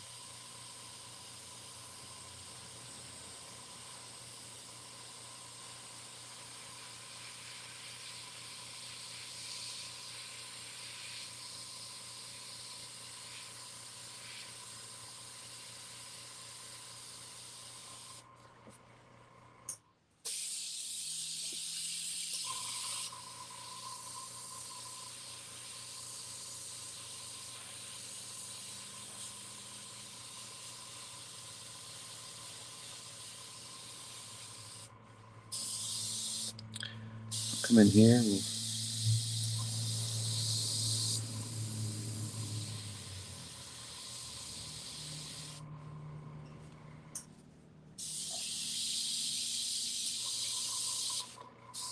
We're gonna come and do some detail in the eyebrows. We'll just get really close here.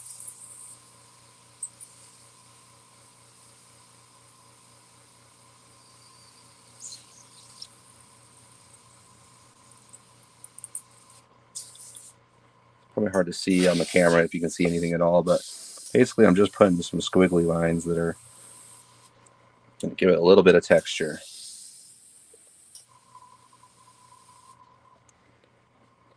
Let's go ahead and blend. Looks a little hard right here. You can see, remember we look like we overshadowed that possibly, but now that we got that harder line in there, looking much better. So, contrast is always relevant. We need to go, this bottom of this lip goes up underneath that. There we go, that's looking better.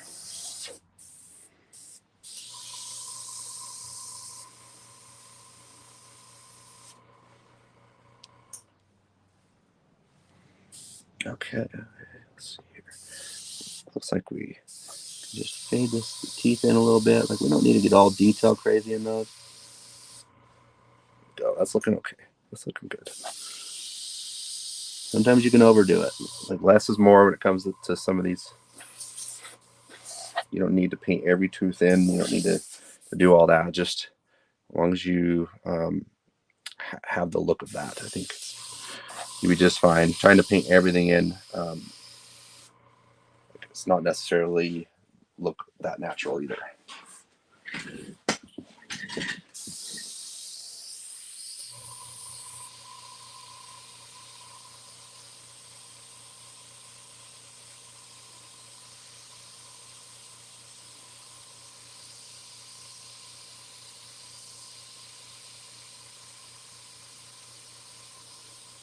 Got the chin back.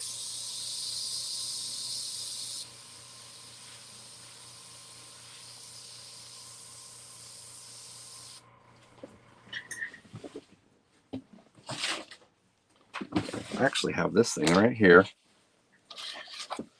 Let's go ahead and do that now. So we have that hard line right there. We have, let's see how that matches up. Oh, actually pretty good. We'll go ahead and use this to carry on this chin.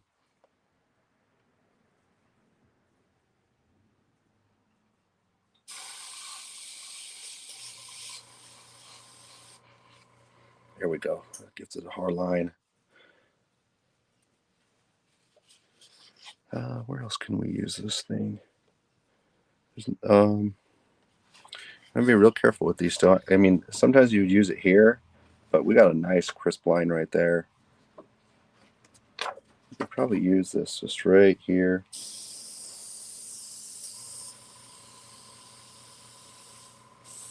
Make sure we get that angle right. Okay.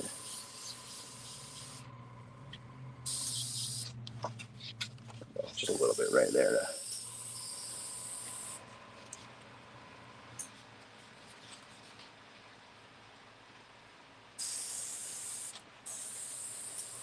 See how that just that little bit of a hard line.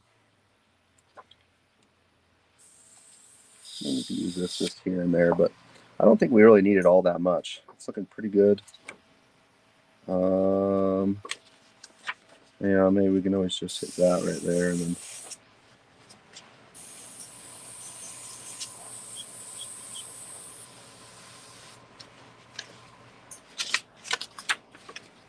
use this side.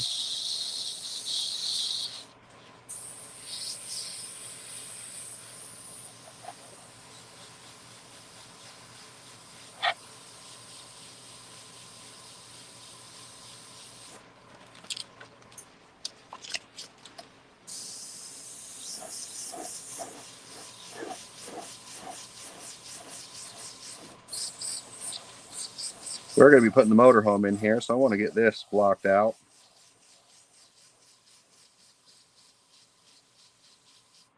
Kind of want to save the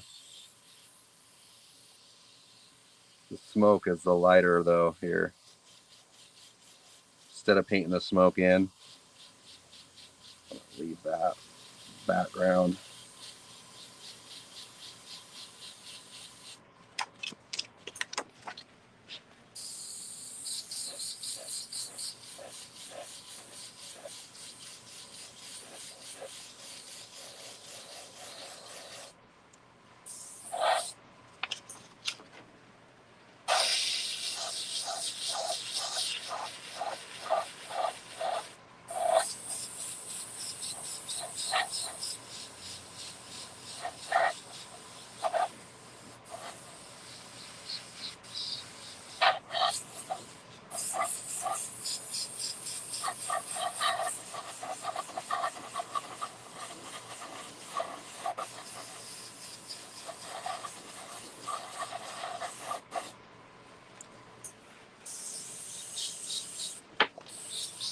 Once again, just making sure we're pointing it this way so we can keep our portrait clean.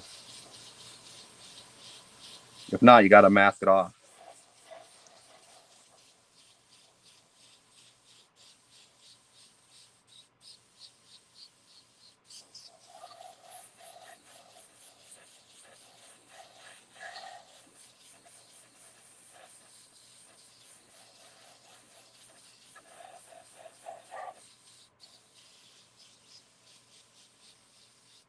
Okay. Yeah, there we go. Getting it better. All right. It's giving us a little better idea of how, even though the background's going to be a little bit darker, it's going to give us an idea of how that's going to look.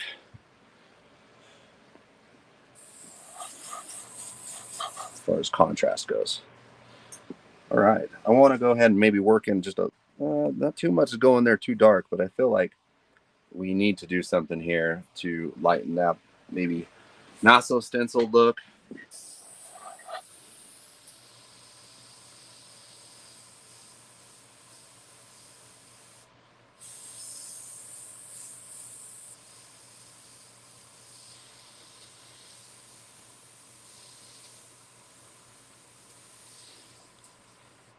Maybe a little bit more down in this nose. We can just light blends.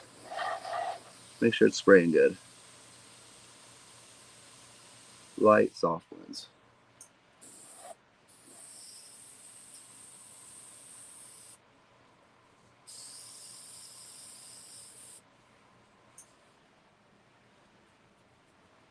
Mustache, yep, needs to be darker. Let's go ahead and take this nose. Let's see. Yeah, just up in there. Not all of it, just little chunks here and there.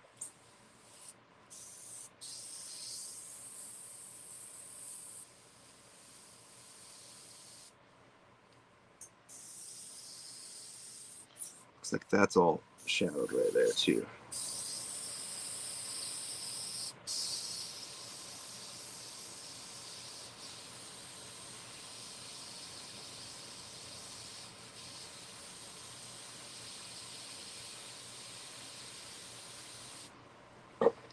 Right. Face is getting much softer. It's looking good. Let me go ahead and maybe use that stencil right here. Look right. Yeah.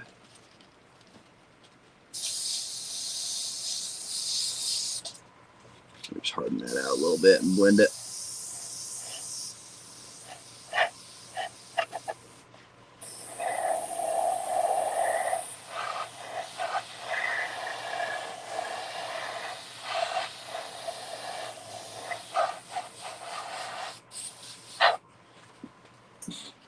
And we're pretty dark right here. Let me go ahead and add a little more right there.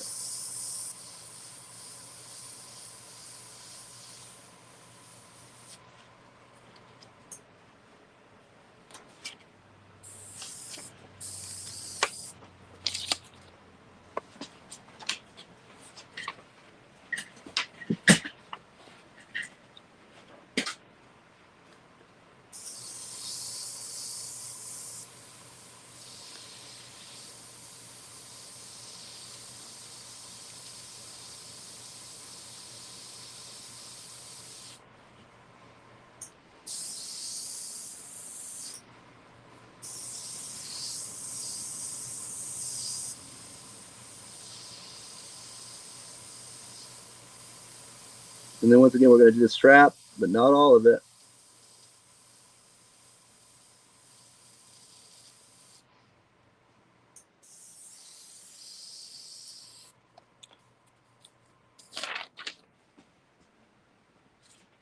This stencil will look great for, probably should have used it before I even did this.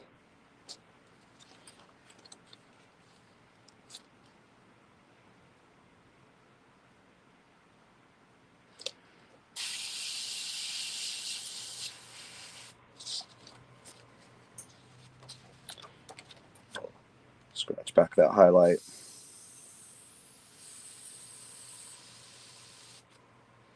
There we go, that looks better. Yeah, I got a little crazy right there. Scratch that back right now.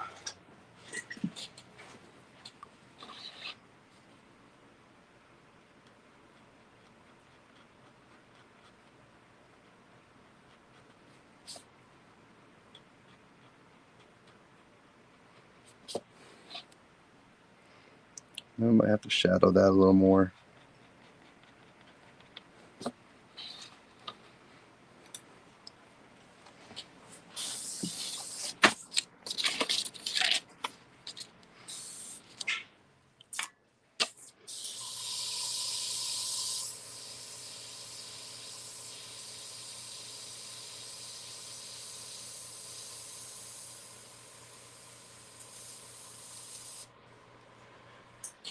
Right on. Tony's looks like he's a new member.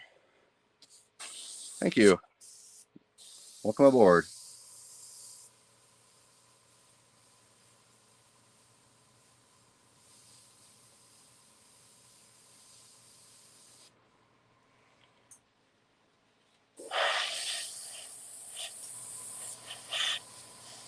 Don't forget, guys, we're going to give that gun away before we're done. We're getting pretty close here.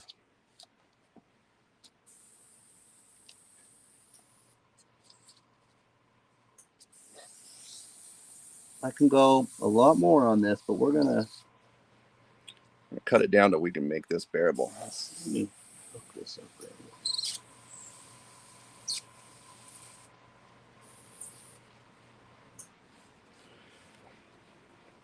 That's a little bit lighter. Let's go ahead and shadow that.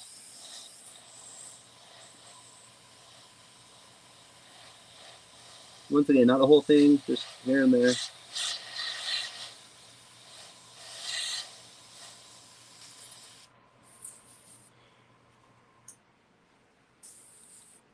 I mean, I could detail all those buttons out. I prefer not to, because really the focal point's really the face, and then we'll have some background going on here. But we'll go ahead and let's just go ahead and give it just a light brushing.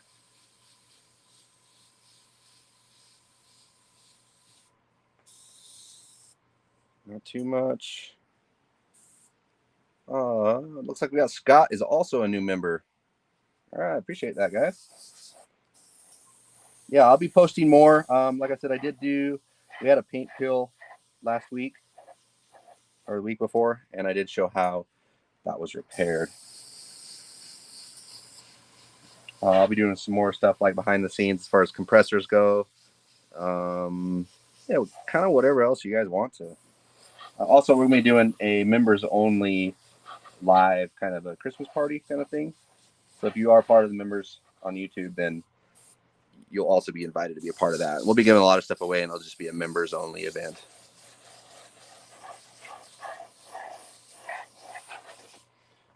Okay, looking good. We're going to go to the darkest color, the darkest shade, I should say. And let's see, where is that? Here. Oh, wait a minute.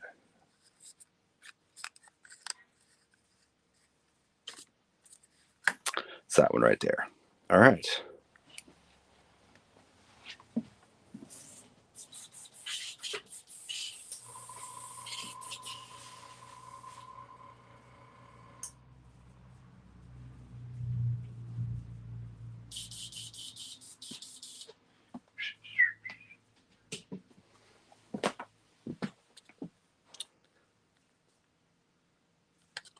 Dark gray, almost black.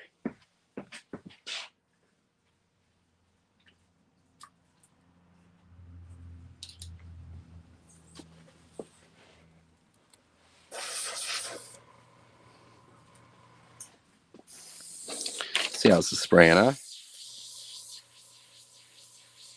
Pretty good. Where is that?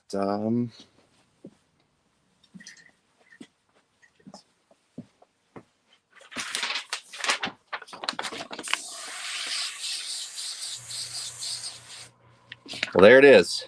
Okay, so we started here, we went here, we also did this one, and then we clear coated it. And after we clear coated it, we scuffed it down, and then we start again with this darkest color. We went here, and now we're going here. You can scratch off the paint at any time. We did decide to, after the first layer, we did do a little bit of the the stubble, and I think we're going to need to do a little more of that. We will actually do a little more of that as well. But yeah, there it is. That's basically how we split it up.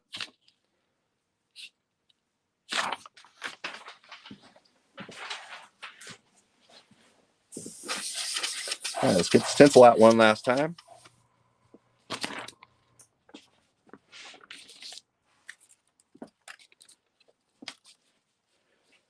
We'll go ahead and make sure we'll hit the pupils, because those are the darkest.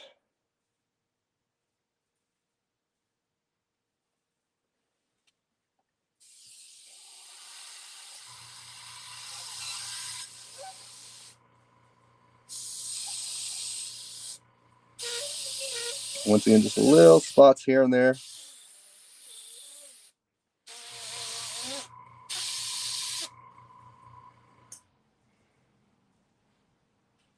We won't hit the nose. And we will maybe just lightly hit right there. It's pretty dark.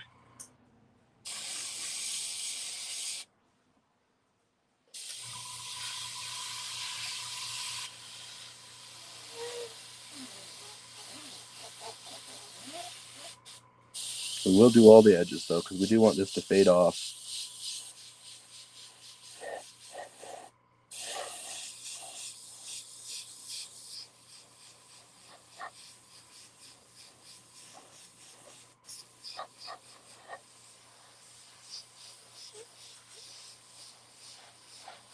Nothing in the buttons. We'll get a little overspray in there. Not too big of a deal, but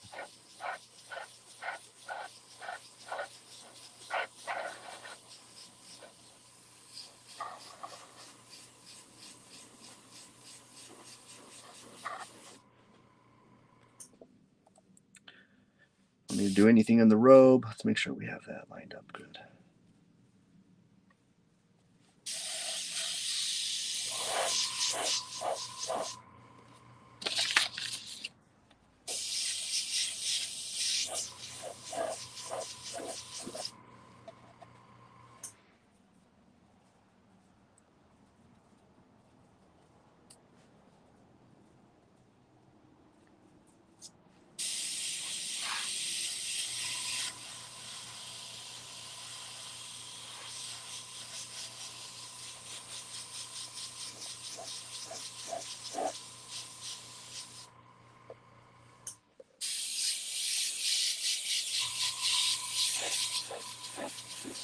All right, here we go. It's looking sharper.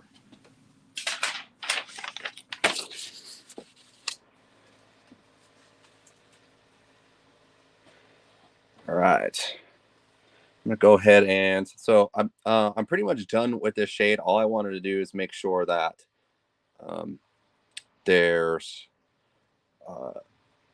enough contrast between the background and that. We'll go ahead and switch to a candy black to make sure that it's because with pigmented colors, when you blend them, they'll only blend so well when you reduce them. But with a candy black, the way it's made is we'll be able to get softer blends with this candy black, and we're already at a black stage or close enough that we'll be able to use that.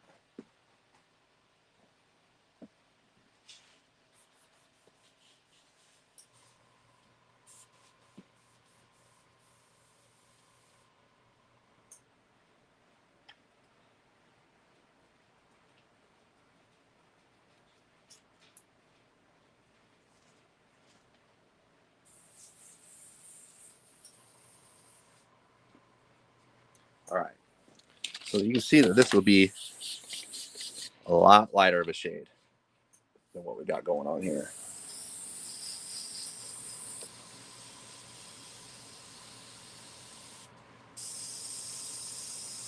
So we're going to slightly go in just where the darkest areas are.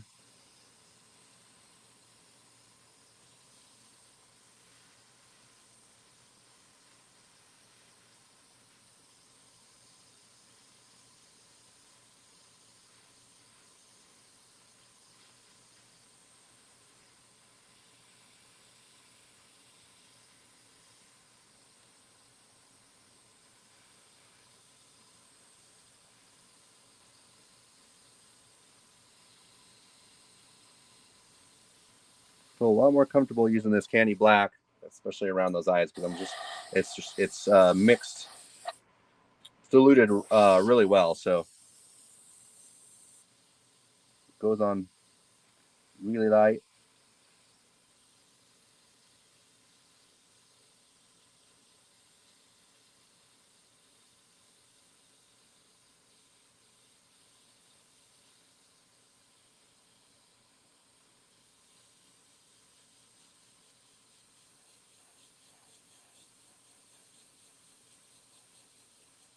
Oh, looks like Josh Anderson's a new member.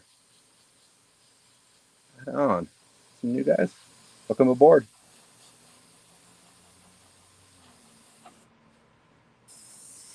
We want to make sure we're going to get this stubble in here.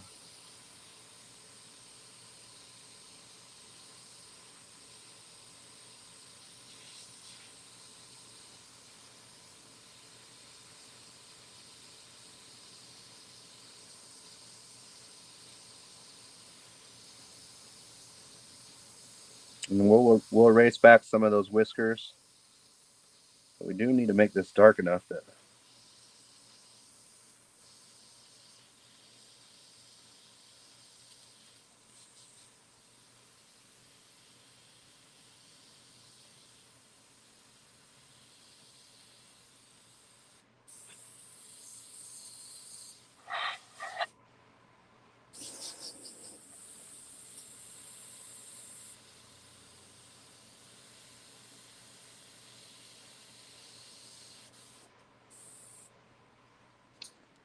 All right, we're going to get ready to pull some highlights back, and we'll give away that gun here coming up in just a few minutes.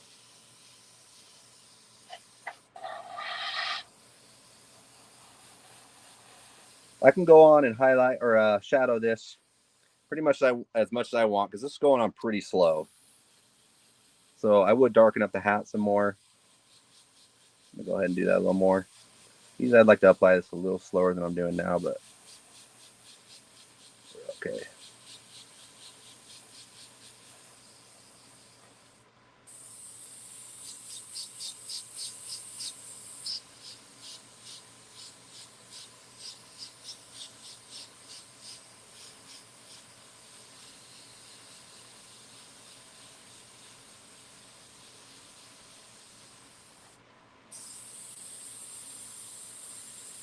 Let's get that shadow in that nose a little better.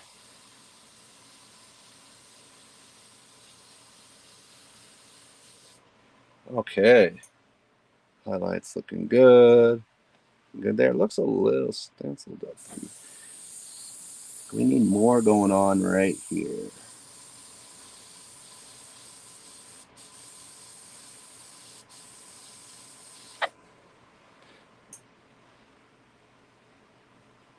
Okay, not bad, not bad.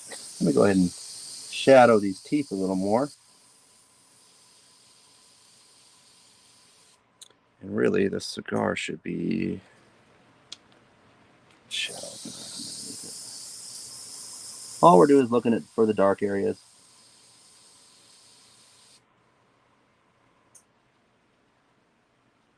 Oh, still got his lip. Okay, we can pull that a little bit of that back.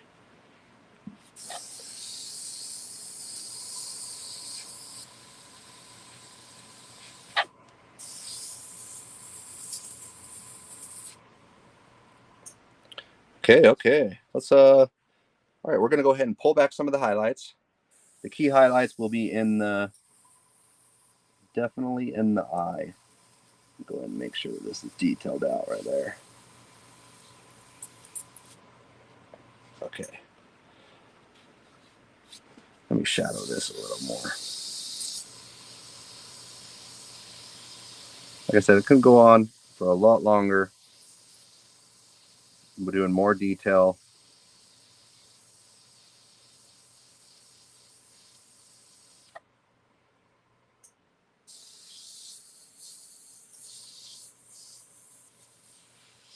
And we'll still add the background real quick of the trailer.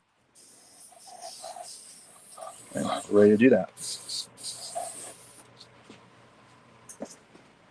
All right, we're going to pull back the highlights and the eyes. And we'll pull back some of this fur as well.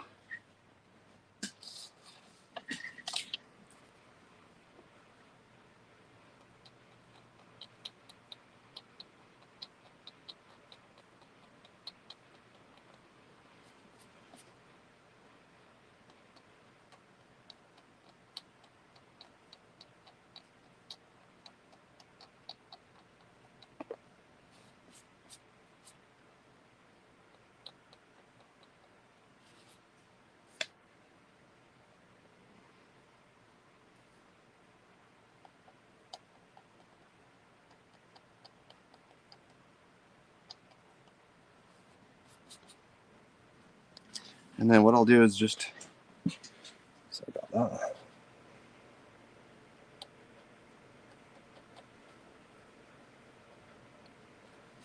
Just little highlights just right there. And then also look real close.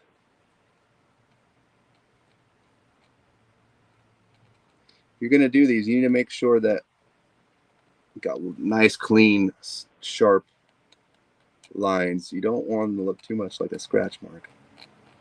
You want it to look smooth.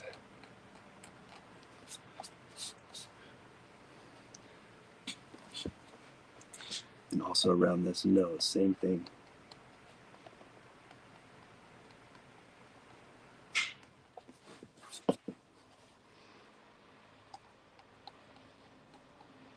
Just to pull back that tiny bit of highlight.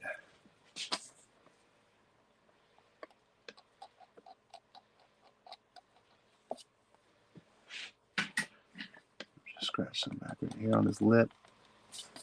Looks a little more realistic. All right, let's see if we can, there we go. So now we're darker colors. The scratching is turning up, showing up much more because we're going all the way down to the white still. You can't scratch back down to the next base coat. It's just, there's not enough there. That's why you need that level of clear coat. Because basically we're scratching back down to the first underpainting that we did.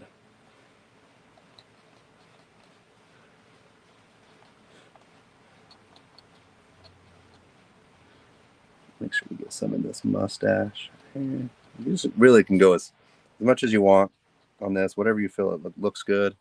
Like there's no really hard rules with this. Just try not to overdo it, I guess. That's really the only thing. But really, as long as you're doing nice and small like this, you can do quite a bit.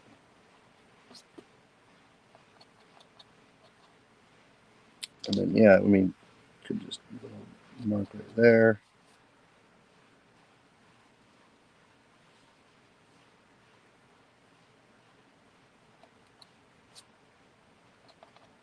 Yeah, I think you guys get the idea here. Like I said, we can go on longer with this, but I'm gonna go ahead and put it in the background. And let's see where that thing's at. There it is.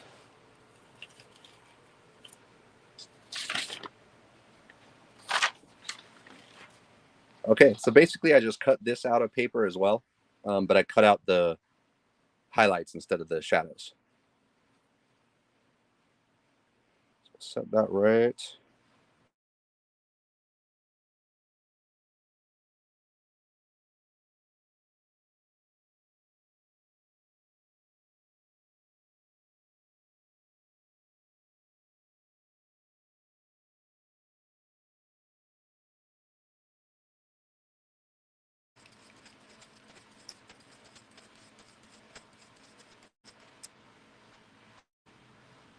Sorry about that, guys. Hopefully you can still hear me. Let's get back on the correct Wi-Fi here. We had a glitch on the Wi-Fi. Hopefully we're still rolling.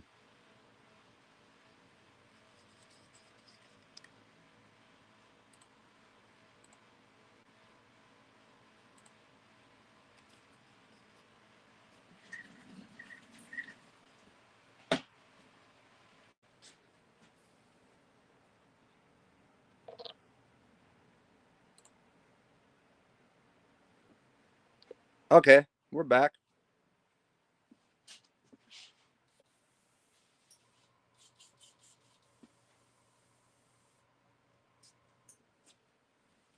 All right, so I'm going to use the second to the lightest of the shades that we used. Or maybe the third to the lightest, I think is what I did actually.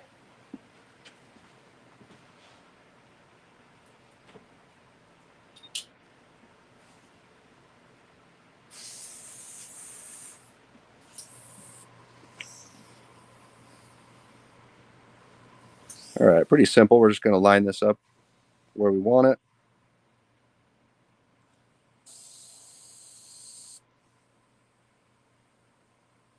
Maybe right there. Just lightly register.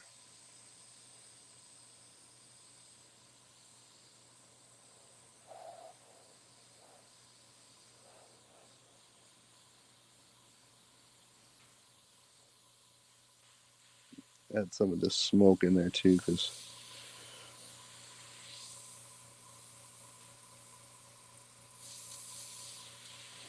you can see how that has more of a blue. So this is the same. This is a good learning experience here. This is the same color shades as we were using before. Somewhere's inside this tone right here. You can see how blue it looks on top of the black rather than how it looks applied over a light color. So yeah, big difference there. So just so you know, like if we were to go and paint light on top of this hat, it's going to have a blue shift like this. It's not going to have the same natural looking finish because we controlled our shades to go light to dark on those. And anytime we wanted to go back light, we pulled it back with either a razor blade or a eraser you can use as well.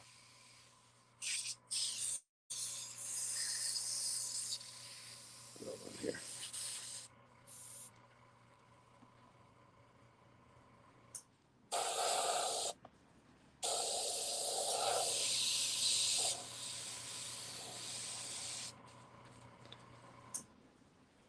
Okay, and we'll just go and lightly kind of just highlight this in here.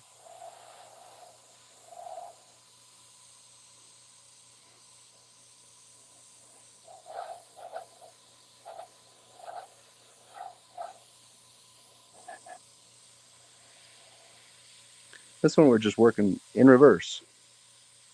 Looks like I was off on that stencil quite a bit. It's okay. We'll fix this sucker up real quick. See, I'm kind of just going over everything.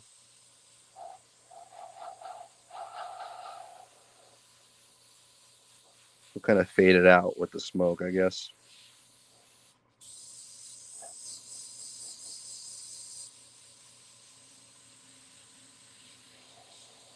I'm going to highlight some of the areas that naturally be highlighted.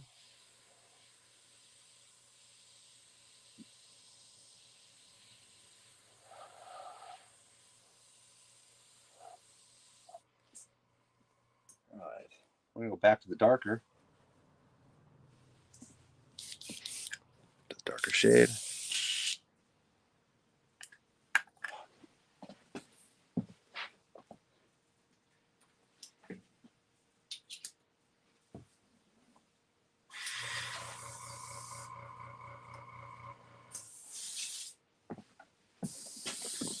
Darker shades, so I'm just going to go into the shadows and just shadow the shadows. If that makes any sense at all.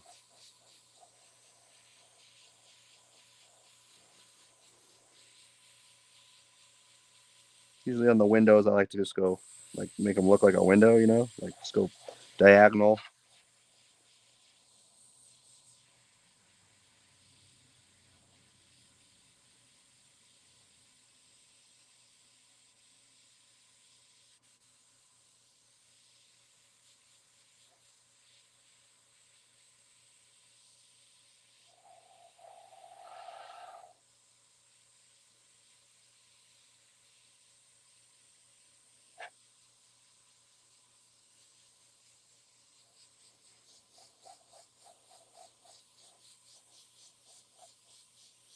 Give it a wash.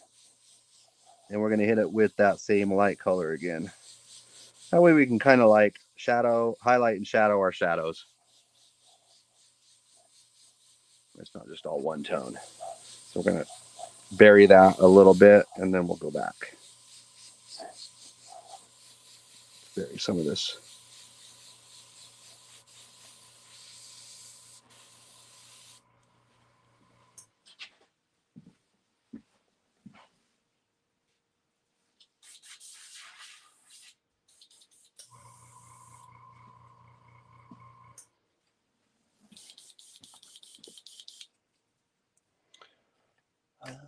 Back with the light, and we are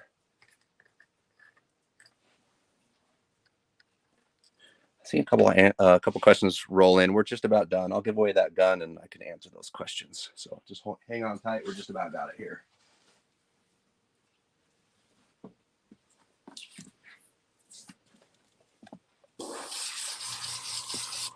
Perfect. All right, back to the RV. Re-register, just back where we were before.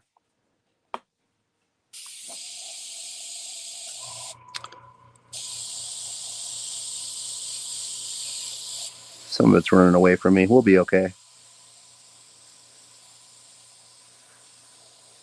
Somebody did ask about a spray adhesive for stencils. This would be a perfect opportunity to use something like that.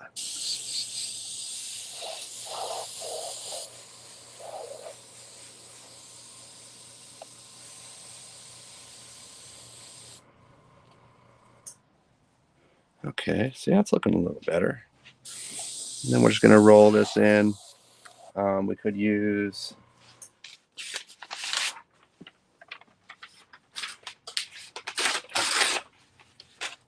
this piece of paper here to create just a little bit of a cloud look.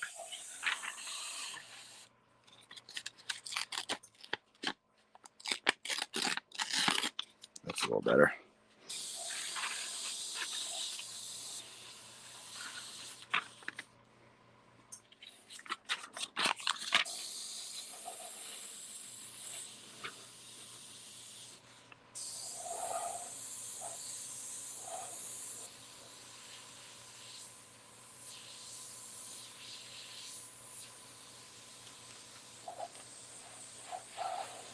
All right.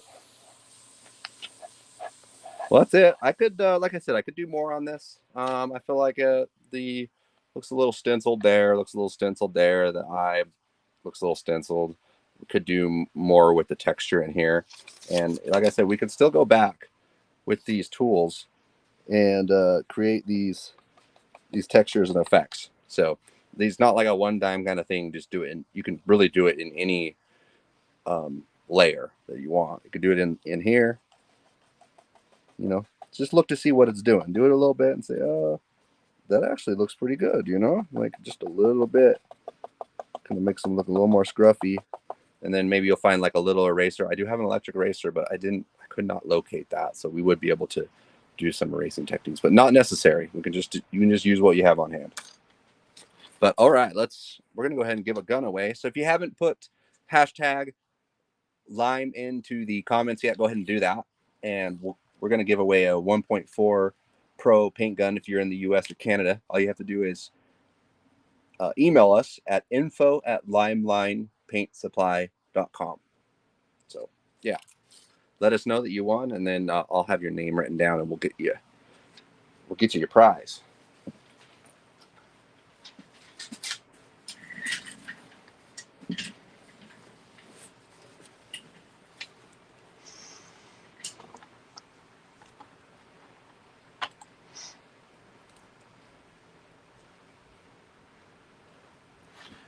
That don't look too bad.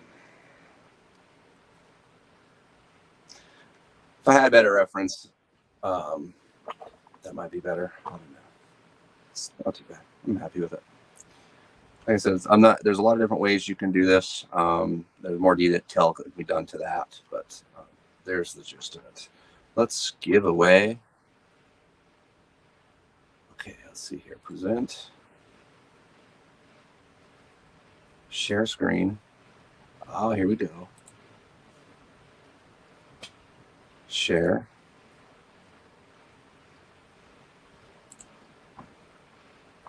Okay. Okay, looks like we got 54 entries. We're going to go ahead and do that. Good luck, guys. This is for a 1.4 Pro paint gun. Wayne Eldridge. You got a bike? Look at that. Put that to good use. All right, congratulations on that. Who is it? Wayne Eldridge. So yeah, just info@limelinepaintsupply.com, and we will get you. We just need your address, and we'll get you that out to you.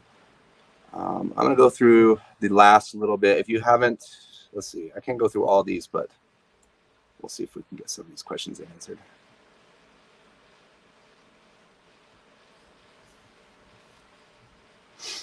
Or maybe we don't have any. Let's see here.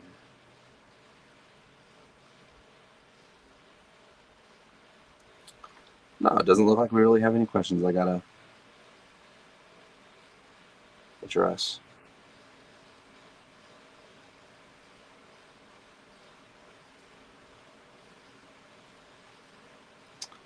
All right, I might be missing some, but looks like I got I was taken care of. Yeah, I appreciate the new members that joined in. I'll be doing more of that. You'll be able to get some of the back of the scenes. We got Kevin Pitts would come in with super chat. A couple others. Yeah, who else we got here? Yeah, I don't know if I got all of. Maybe when it messed up, I didn't end up getting all of the questions back. But yeah, I appreciate y'all being here. It's just like a special bonus edition. So hopefully you got some value out of this. We'll see you next Thursday. I think we're getting ready to start a I think we're gonna do like an Ultimate Warrior or Macho Man Randy Savage tank with some metal flake and some of those patterns and stuff like that. So we'll see how that goes. But, all right, guys, appreciate y'all being here. Thanks for the super chats and the new members. See ya next Thursday.